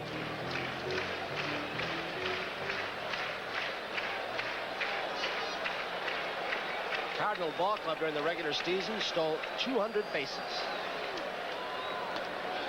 Smith, the only man that Caldwell has struck out, but the left-hander has punched out Smith twice. No runs, no hits, a man left. 6 innings complete. 6-0 Milwaukee. We'll be back after these messages from your local station. Yankee Willie Randolph, he does it all. Pro photographer Fred Conrad, he catches it all with his Canon AE1 program. So advanced to capture Willie's sheer grace at second base. So much camera to follow Willie all the way home. Hey, can I try your Canon? Sure, it's simple. In sun or shade, it's a snap to use. The Canon AE1 program, so advanced, it's simple. The 7th inning, Busch Stadium, St. Louis. First game of the 1982 World Series, and the Milwaukee Brewers lead the Cardinals 6-0. Ted Simmons, who struck out with 2 men aboard in the first inning and popped up with 2 men on in the second, came back to club a home run over the right field wall in the 5th inning, the game's only homer. Batting right-handed for the first time, and he singles to center off Jim Cott. First hit off Cott, and Simmons is aboard. That was the right-handed swing. The left-handed swing produced this home run. A Forsch fastball, didn't sink, wasn't down enough, just below the belt. Little bit of the inside part of the plate. Van Ogilvie comes up. What would it do for Milwaukee, especially as the underdog, winning that first game on the road to the World Series, Joe? It just makes you feel pretty good. I think a lot of people thought St. Louis might do the same thing here that the Angels did to Milwaukee out in Anaheim. Well, it's the old theory, I think, Dick. You started off in the 2 games in the road park. You want to at least go home with a split. That first one is the big one. That's when you stop a lot of the intangibles, so to speak. Well, there's so few players who have appeared in the World Series. It just means that 25 guys know they can win. They've got that first one tucked away. Well, it's like the Milwaukee club. They've watched the Cardinals on television. They've heard about it. They heard the scouts, and now they see it firsthand. They say, hey, here's what we saw. Here's what we did, and it's pretty nice. Ogilvie to Hernandez. It's a fair ball, and Ogilvie doesn't run a double play. Ogilvie thought it was foul.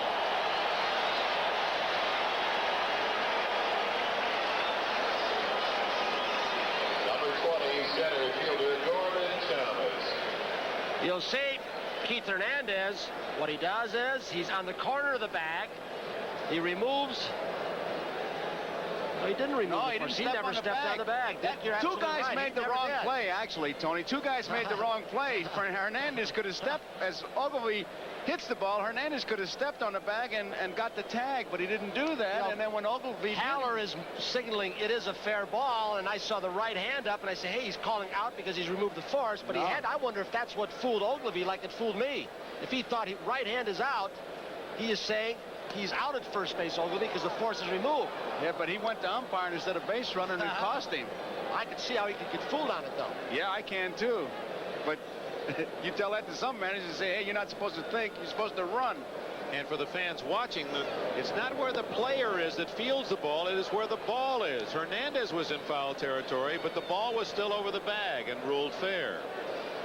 And Ogilvy, watching the fielder, was hoping it foul, winds up with a 3-6-3 double play. Thomas taking all away, and on 4 pitches he walks. We'll show you Ben Ogilvy one more time as he chops this ball down. Breaking ball from Cott. He's saying, yeah, it's foul. Nope, it isn't foul. Sorry, 3-6-3 double play. He's saying foul ball. That's exactly what you said.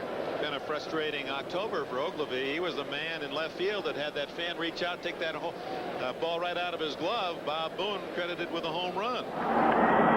50,135 today as the ball is hit well toward the corner. Ogilvy to the wall, and he does not come down with it. And Bob Boone has hit the ball out of the ballpark, and Ogilvy is just beside himself.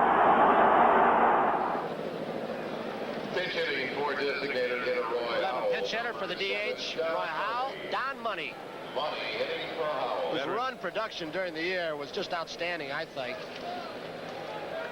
The guy at one time was an exceptional defensive infielder, third baseman. Still holds record in the National and the American League. Look at his stats. 96 games, threw 55 RBIs and 16 home runs and just 275 official at-bats. He's the dean of the Brewers. He's played in Milwaukee longer than anyone on the 25-man World Series roster. Born in Washington, D.C., and now makes his home in Vineland, New Jersey. Not sneak too many fastballs by this guy, especially inside part of the plate, unless you come way in. Oh, look at that pitch. Down under almost. That was one of them submarine American Legion roundhouses. I think it's surprising. Cott, since he dropped down, they say is actually throwing the ball a little bit harder, and he can scare some left-handers off the plate with that.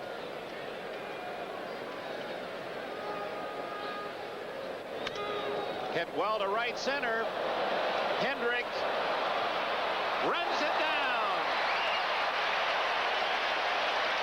First time that big ballpark out in that area has come into play. You hit it a ton. No runs, a hit, a double play, and a man left. We go to the stretch half of the 7th inning. It'll be Hernandez, Hendrick, and Gene Tennis for St. Louis. The Birds are down by 6. Thursday, Cheers talks baseball. Boston stinks. And Carla gets 3 hits. 1, 2, 3. How about that? Ben Ogilvy, embarrassed, 3-6-3. Just 90 feet between bases, and you run counterclockwise, but funny things do happen.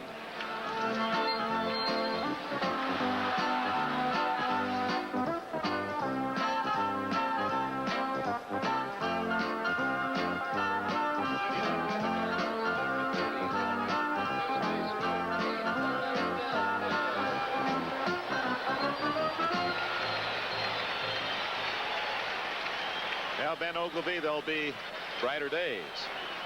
7th inning, St. Louis down 6-0. We'll send Hernandez, Hendrick, and Tennis against Mike Caldwell, working on a one-hitter. And he's far enough along now that we can maybe talk about World Series one-hitters. There have been only 3 in World Series history. Jim Lonborg was the last to do it for the Red Sox against these Cardinals in '67. In '45, Claude Passeau of the Cubs against the Tigers. And, of course, '47, the most famous one-hitter of all in World Series history, Bill Bevins. And Cookie Lavagetto's hit in the 9th inning spoiled the no-hitter by Bevins with 2 outs. And, of course, only one no-hitter. That was the perfecto by Don Larson in '56. They have tried to keep the ball in on the fists on Hernandez thus far today, just like that. They jammed him a couple of times. 9 ground ball outs from Caldwell. 2 balls and a strike. Tom Seaver, your expert eye watching pitcher Caldwell. Why has he been so effective tonight? It's really pretty basic what he's doing. Getting ahead of most of every hitter. He's been to 3 balls on but 2 hitters the entire evening. And one thing that's happening here tonight, he's keeping the ball down in the strike zone, and he has the fella behind the plate in Lee Wire, who in the National League has the biggest strike zone of anybody in the National League. But he's doing the kinds of things that you have to do with this against this Cardinal ball club, is keep the speedy runners off the base. If they're going to get on base, they're going to have to hit their way on, which is obviously something they have not done tonight. There's Lee Wire, big strike zone, but pitchers, scout umpires, they know how they can work to certain arbiters. And even though he's an American League pitcher, Caldwell spent some time in the National League 6 years. Gantner has still another assist, and Caldwell, 2 outs into the 7th inning, still owns a 1-hitter. 11 ground ball outs now. I think another thing, Tom, is that the defense, and of course I really think that the Cardinal defense is probably the best in baseball and handles artificial surface as well or better than anybody.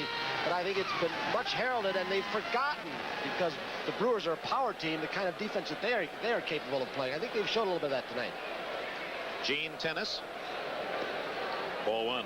Tennis celebrated his 200th career home run during the course of the '82 regular season. Finished with 7 in all. Part of that budding dynasty that Charlie Finley had built in the early '70s as the A's won 3 in a row, and so many remnants of that Oakland organization scattered around the major leagues still playing, and playing in the superstar roles. Rolling fingers. Reggie Jackson. Poof, they were all gone, weren't they? Little credit should be given to the man behind the plate. If anybody's got a book on the Cardinal hitters, it's got to be the man behind home plate, Ted Simmons, and he has kept Caldwell in a rhythm, in a groove. He's putting targets down, and Caldwell is near it most of the time. He's kept him from overthrowing the ball, trying to throw too hard. 2-2. He got him. Caldwell's 3rd strikeout. And again, he gets the Cardinals in order the 5th time in 7 innings tonight. 1 hit, that's all he's allowed. A double by Darrell Porter. Mike Caldwell goes to the dugout with a 6-0 lead.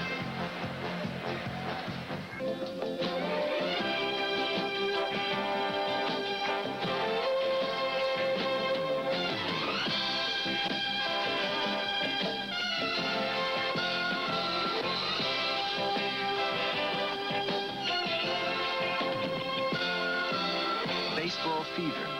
Catch it. It lasts forever. The preceding message was furnished by Major League Baseball. NBC Sports proud to bring you this 79th World Series. Dick Enberg, Joe Garagiola, Tony Kubek, and Tom Seaver. Busch Stadium. 6 runs, 11 hits for the Milwaukee Brewers. The Cardinals, no runs and only 1 hit as we go to the top of the 8th inning. And back with the play, here's Joe Garagiola. Dave LaPointe is the new pitcher.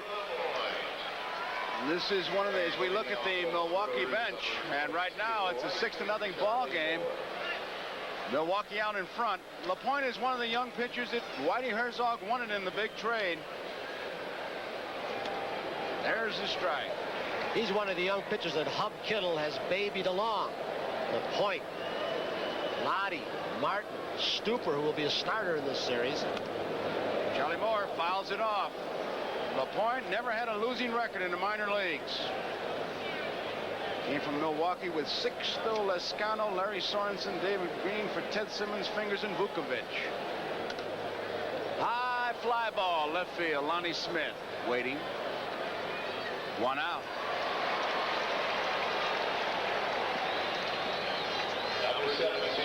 Jim Gantner is the batter.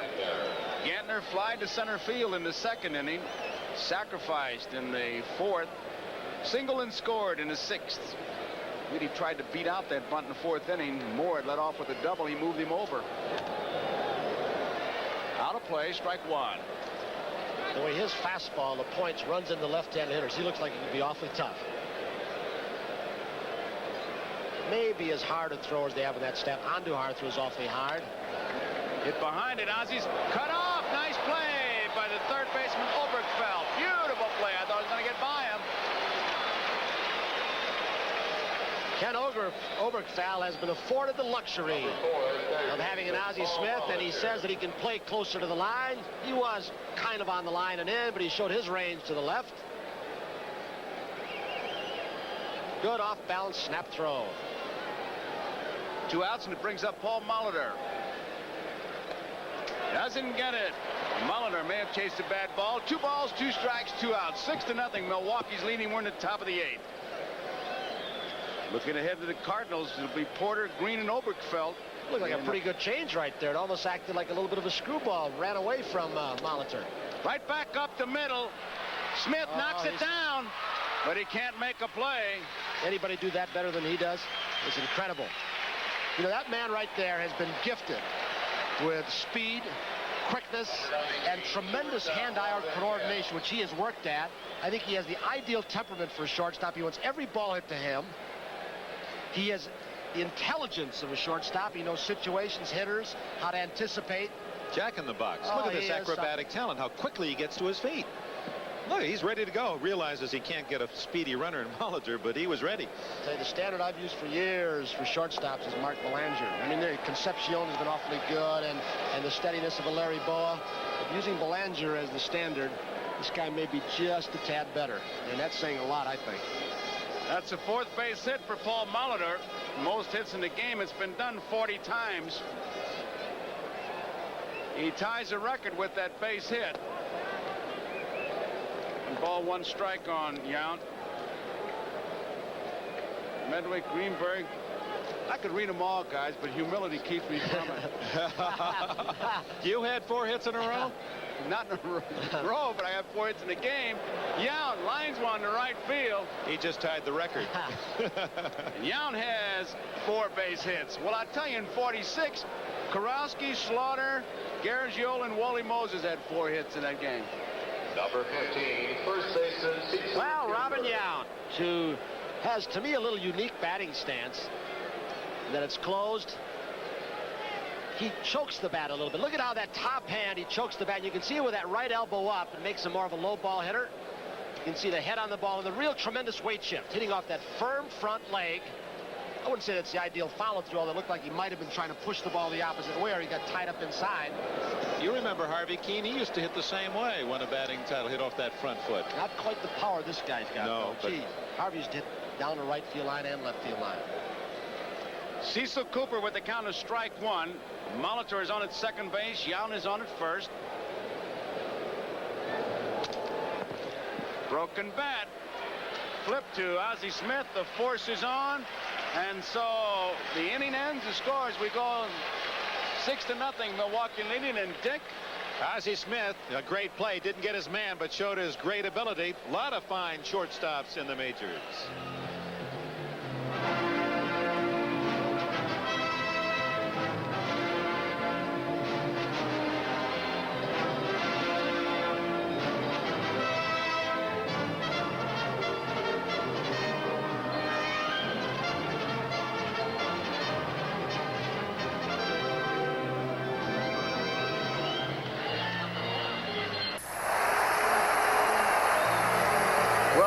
Porter will lead it off here in the bottom of the 8th inning. He has the only base hit. The story is Mike Caldwell and his pitching.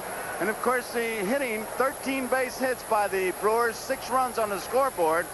Caldwell has allowed only 2 base runners. Porter's double in the 2nd inning and base on balls to Tommy Herr. And here he comes. Strike 1. He gets ahead of that hitter. Say, I saw him pitch, I think, his last 3 or 4 starts at home against Baltimore in Milwaukee, and he got wrapped around pretty good, a lot of line drives. Then he pitched in the first game of that doubleheader in Baltimore on a Friday night, and he didn't have very much. And he got roughed up by California also. He has been outstanding tonight. That sinker has been sinking.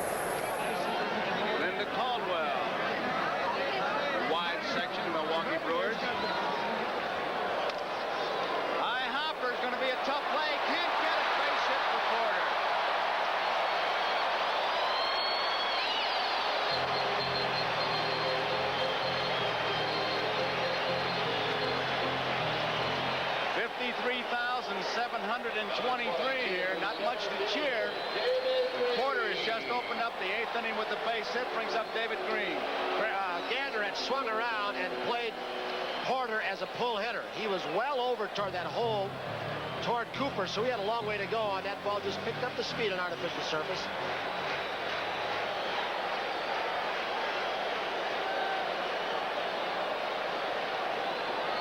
Green waiting. Foul ball, strike one. Joe, there are some sinker ball pitchers like Caldwell who they say shouldn't pitch an artificial surface. Tommy John is one who's a similar pitcher to Caldwell, who says he turns it around as a positive. He says, I love to pitch on it because the ball gets to my infielders faster. I can set up my infield for double plays. And I think that's the way a sinker baller has got to look at this and turn that what could be a negative into that kind of positive. 1 ball and 1 strike. 6-0, Milwaukee leading. Cooper's playing behind the runner at first base. There you see it.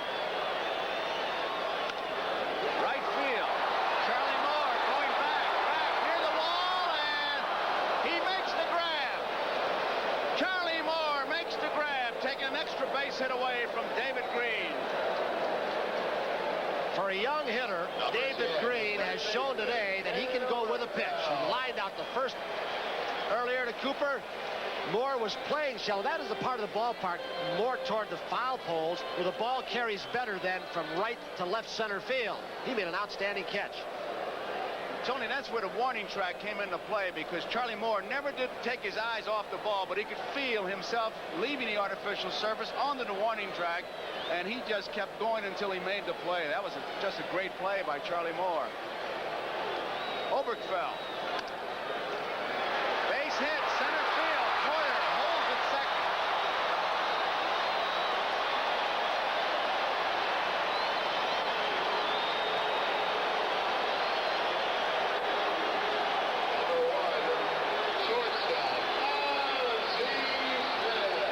With a sinker baller, Caldwell on the mound. Gantner has been shading some left-hand hitters toward first base.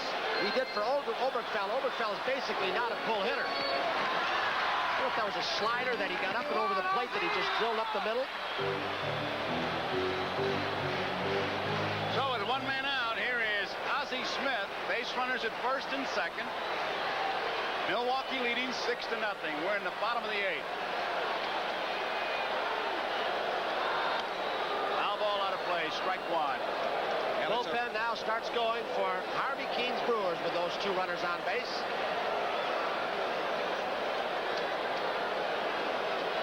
Yeah, this is a rare opportunity for the Cardinal fans. They have something to cheer about, trying to get something going. Right-hander Peter Ladd, left-hander Bob McClure.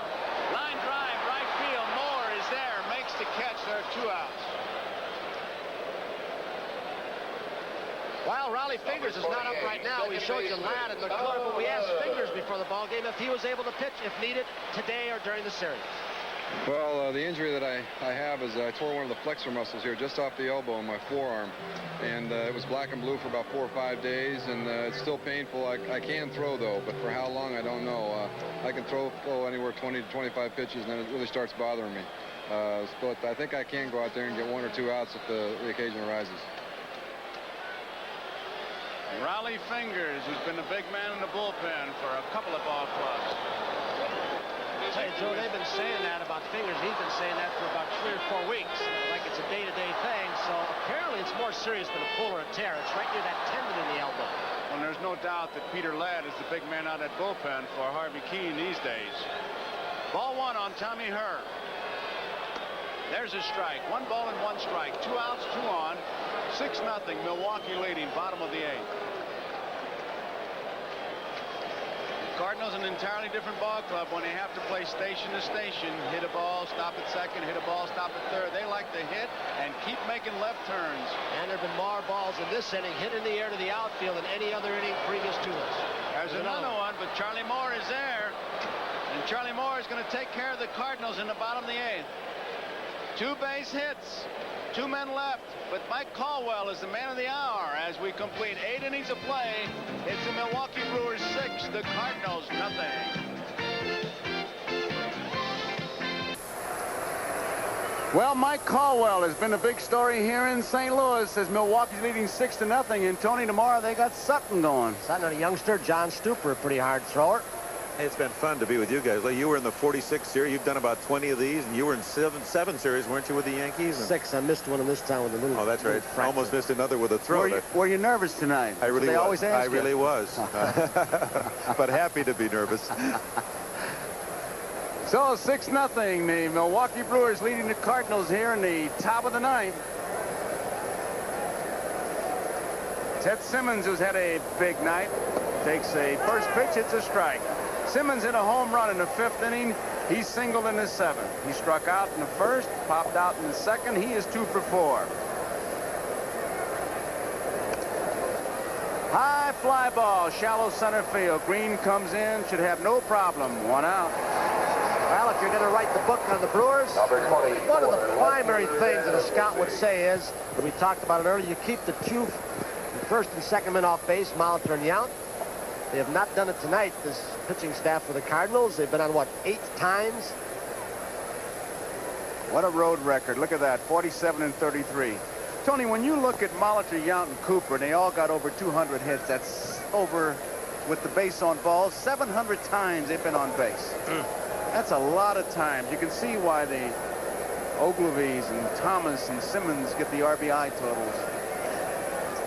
1 ball to count on Ben Ogilvie. It is high. 2 balls and no strikes. Now, just to pursue that point a little farther, Joe, you take the top of the order, 8 times on base for Molitor and Yount. You have to go all the way to the 6th hitter to find a man on base in the Cardinal batting order. 3 balls and no strikes, so that tells a pretty good story, but it's been Caldwell with the sinker. He's been keeping the ball in the strike zone. He's only walked 1 man. And after Sutton and Stuper tomorrow, that off day Thursday, then we'll go to Milwaukee County Stadium. It'll be Andujar versus Vukovic. Walked him. Joe, while we got a chance, we want to wish our best. Bud Selig, the man who brought Milwaukee back to baseball back to Milwaukee. His mom in the fall, apparently coming to the game tonight, Marie Selig, suffered, I guess, I don't know if it's a broken hip, but she was taken by Bud to the hospital. It's a Jewish hospital here in St. Louis, and she thinks she's going to be watching the game. We hope she's able to watch the game. Dr. Paul Jacobs, the team physician, may be still with her. So we wish you the best, Mrs. Selig. Sorry you couldn't be here in person. Sure do. She has sweat as much for this ball club as his Bud, I'll guarantee you. But I'll tell you something, he banged his hand into the wall, didn't know it was bleeding until somebody told him. It's been a long dry spell for him. Happy days, and we do wish her well. Tapped on the 3rd base line. He can't run. Here's the throw. It is in time. Gorman Thomas is out. Oberkfeller, Hernandez, and it was the gimpy leg, and Gorman thought it was 3 outs. He was ready to head for the outfield. Now he makes the turn back. Well, that's frustrating. He knew he would have had a base hit on a healthy leg. Oberkfeller playing him very deeply, probably a few steps more because of the injured knee. Those are the things that appear in scouting reports that help you out just a little bit, give you that little bit of an edge. Don Money, the batter. Strike 1. He came on in the 7th inning, pinch hitting for Howe, and hit one in the gap. George Hendrick ran down. Hot smash. Smith can't get it. Base runner Ogilvie coming around. He'll score, and it's 7-0 Milwaukee. Joe, as we see these balls during this ball game today, just getting out of the reach of Ozzie Smith, who covers probably as much ground as anybody at short in baseball, you wonder if the slight edge of not knowing the Brewers hitters is just costing him that 1 step where he can't get to a ball. He hasn't seen their swing before. Remember, these teams train in different sites in the spring, one in Arizona, one in Florida, so they don't see that much of each other. And Smith is so good at picking up the ball off the angle of the bat and anticipating, and he's come just that close to how many today? 4, 5? He just misses this. So we've got a break in the action here. Milwaukee now leading 7-0. We'll be right back after these messages.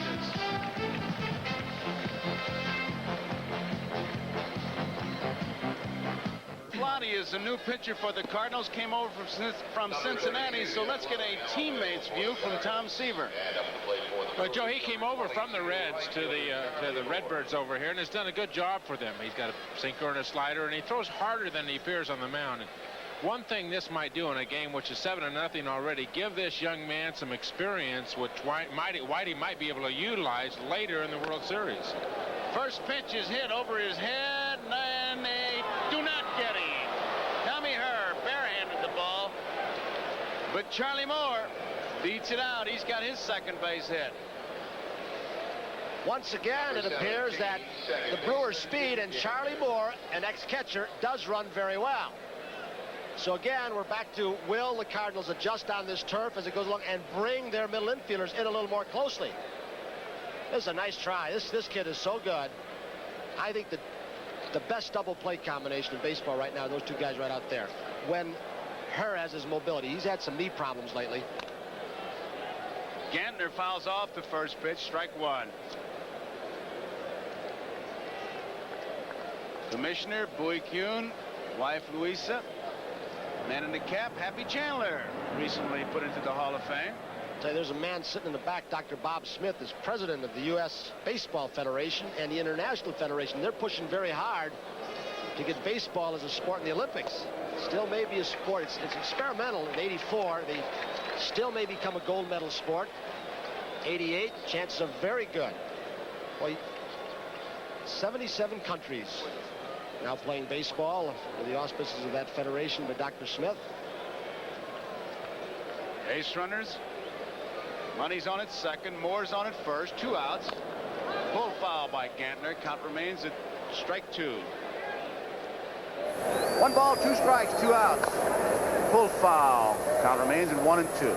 Little unfinished business because of the modesty of our colleague here, Tony. Only one other time in World Series history have we had players get 4 hits, more than one player get 4 hits in a game. We have 2 today. Molitor and Yount tonight, each with 4 hits. Back in 1946, the Cardinals and the Red Sox, Moses, Slaughter, Karowski, and Garagiola had 4 hits in the same game. There's a base hit to center field. Thank you, Dick Henry. Wow. My kids will be proud of me. Here comes 1 run in. Here comes another run in. Gantner is digging hard. He ends up at third base. There's that gapper we were talking about. Seaver was talking about it way before the game started. And you're looking at a number 9 hitter who hit .295 during the course of the year. And that number 9 hitter with the DH in the American League becomes very important because he kind of completes the cycle. Some instances he becomes that leadoff hitter at the end, and that is the reason that Molitor and Yount, hitting 1 and 2, have been able to drive in so many runs this year, because you've got a Gantner down at the bottom of the lineup getting on base so often. Well, even with the speed of David Green, you can see that's an ordinary single on a grass turf, but it just rolls and rolls, and Green's speed couldn't shag it down cleanly. Triple.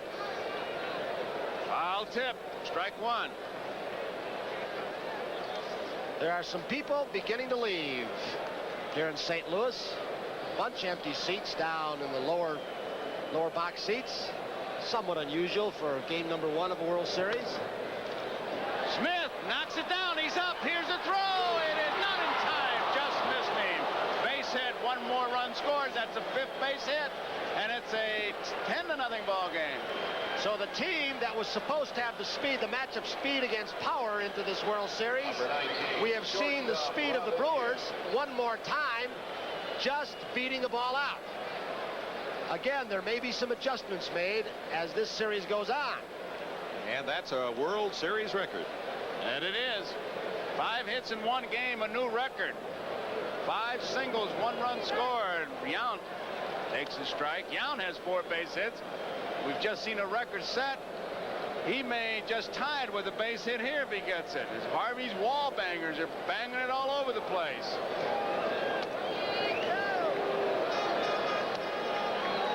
Two strikes to count on Yount. 5 singles is a record.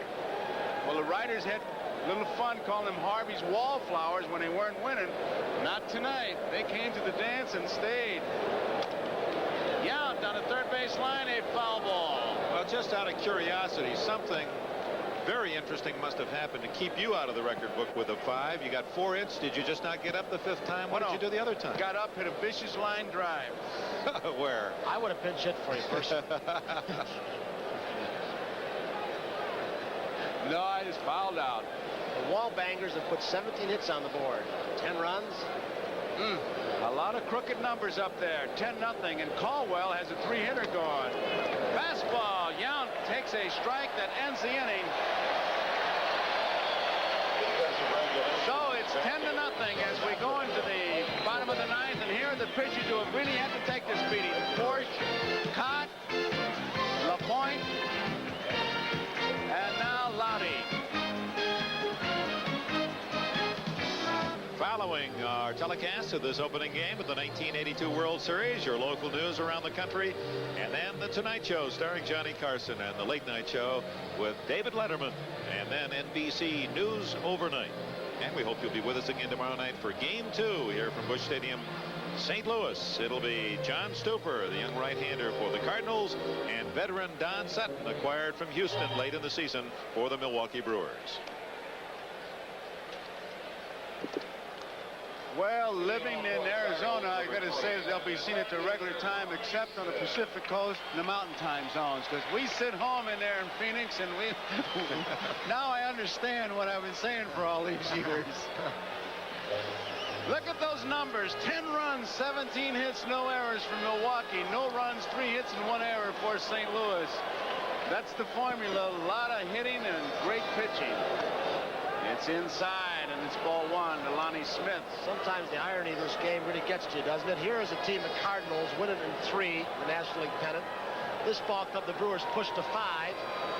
Cardinals pitching staff August, September has been excellent. Through the league championship series, they had a chance to set it up. The pitching staff didn't appear to be tired.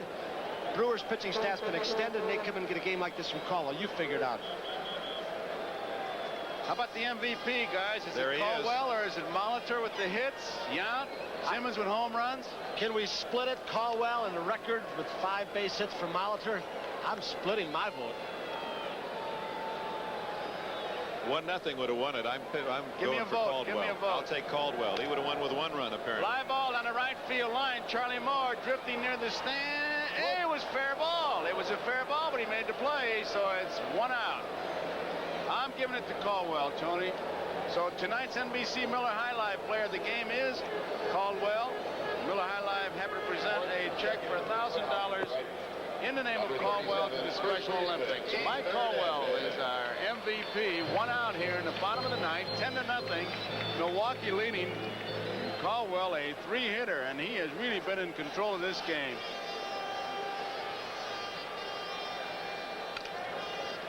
Bouncing ball.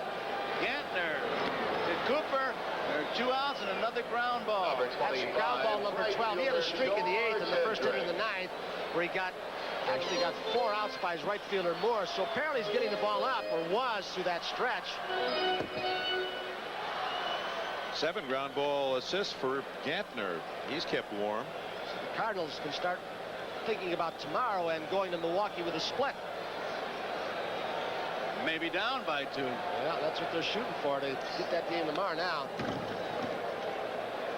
You know, Henrik fouls off the first pitch, strike 1.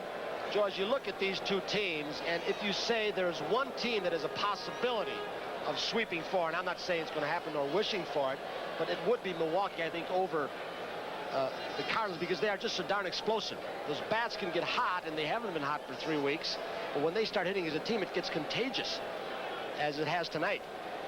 They've put 17 hits on the board with 10 runs. 1 ball and 1 strike to count on Henrik. Full foul. 1 ball, 2 strikes. 53,723.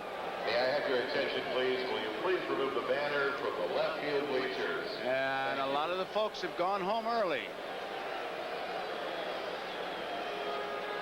That's the Cardinal bench.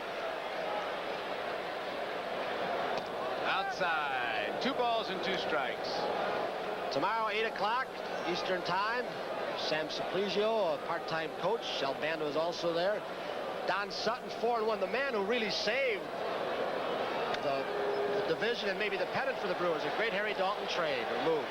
Foul territory. Cooper makes the play. That's the ball game. And the Milwaukee Brewers, and here they come out of the dugout en masse to congratulate Caldwell, who put on quite a performance. 10-0 Milwaukee over the St. Louis Cardinals. Caldwell has allowed 3 hits, 1 walk, and 3 strikeouts. He has truly been magnificent. Meanwhile, it's popped up, and it'll be Cecil Cooper in foul ground, making the catch. And as far as the Cardinals and their fans are concerned, mercifully, it's over. And for Milwaukee and their fans, what a delightful way to begin the '82 series. The totals on the ballgame for Milwaukee: 10 runs, 17 base hits, and no errors. And the Cardinals, no runs, 3 hits, and 1 error. The winning pitcher breezing is Mike Caldwell. The losing pitcher is Bob Forsch. And the opening game of the 1982 World Series is now history. The final score, Milwaukee 10 and the Cardinals nothing.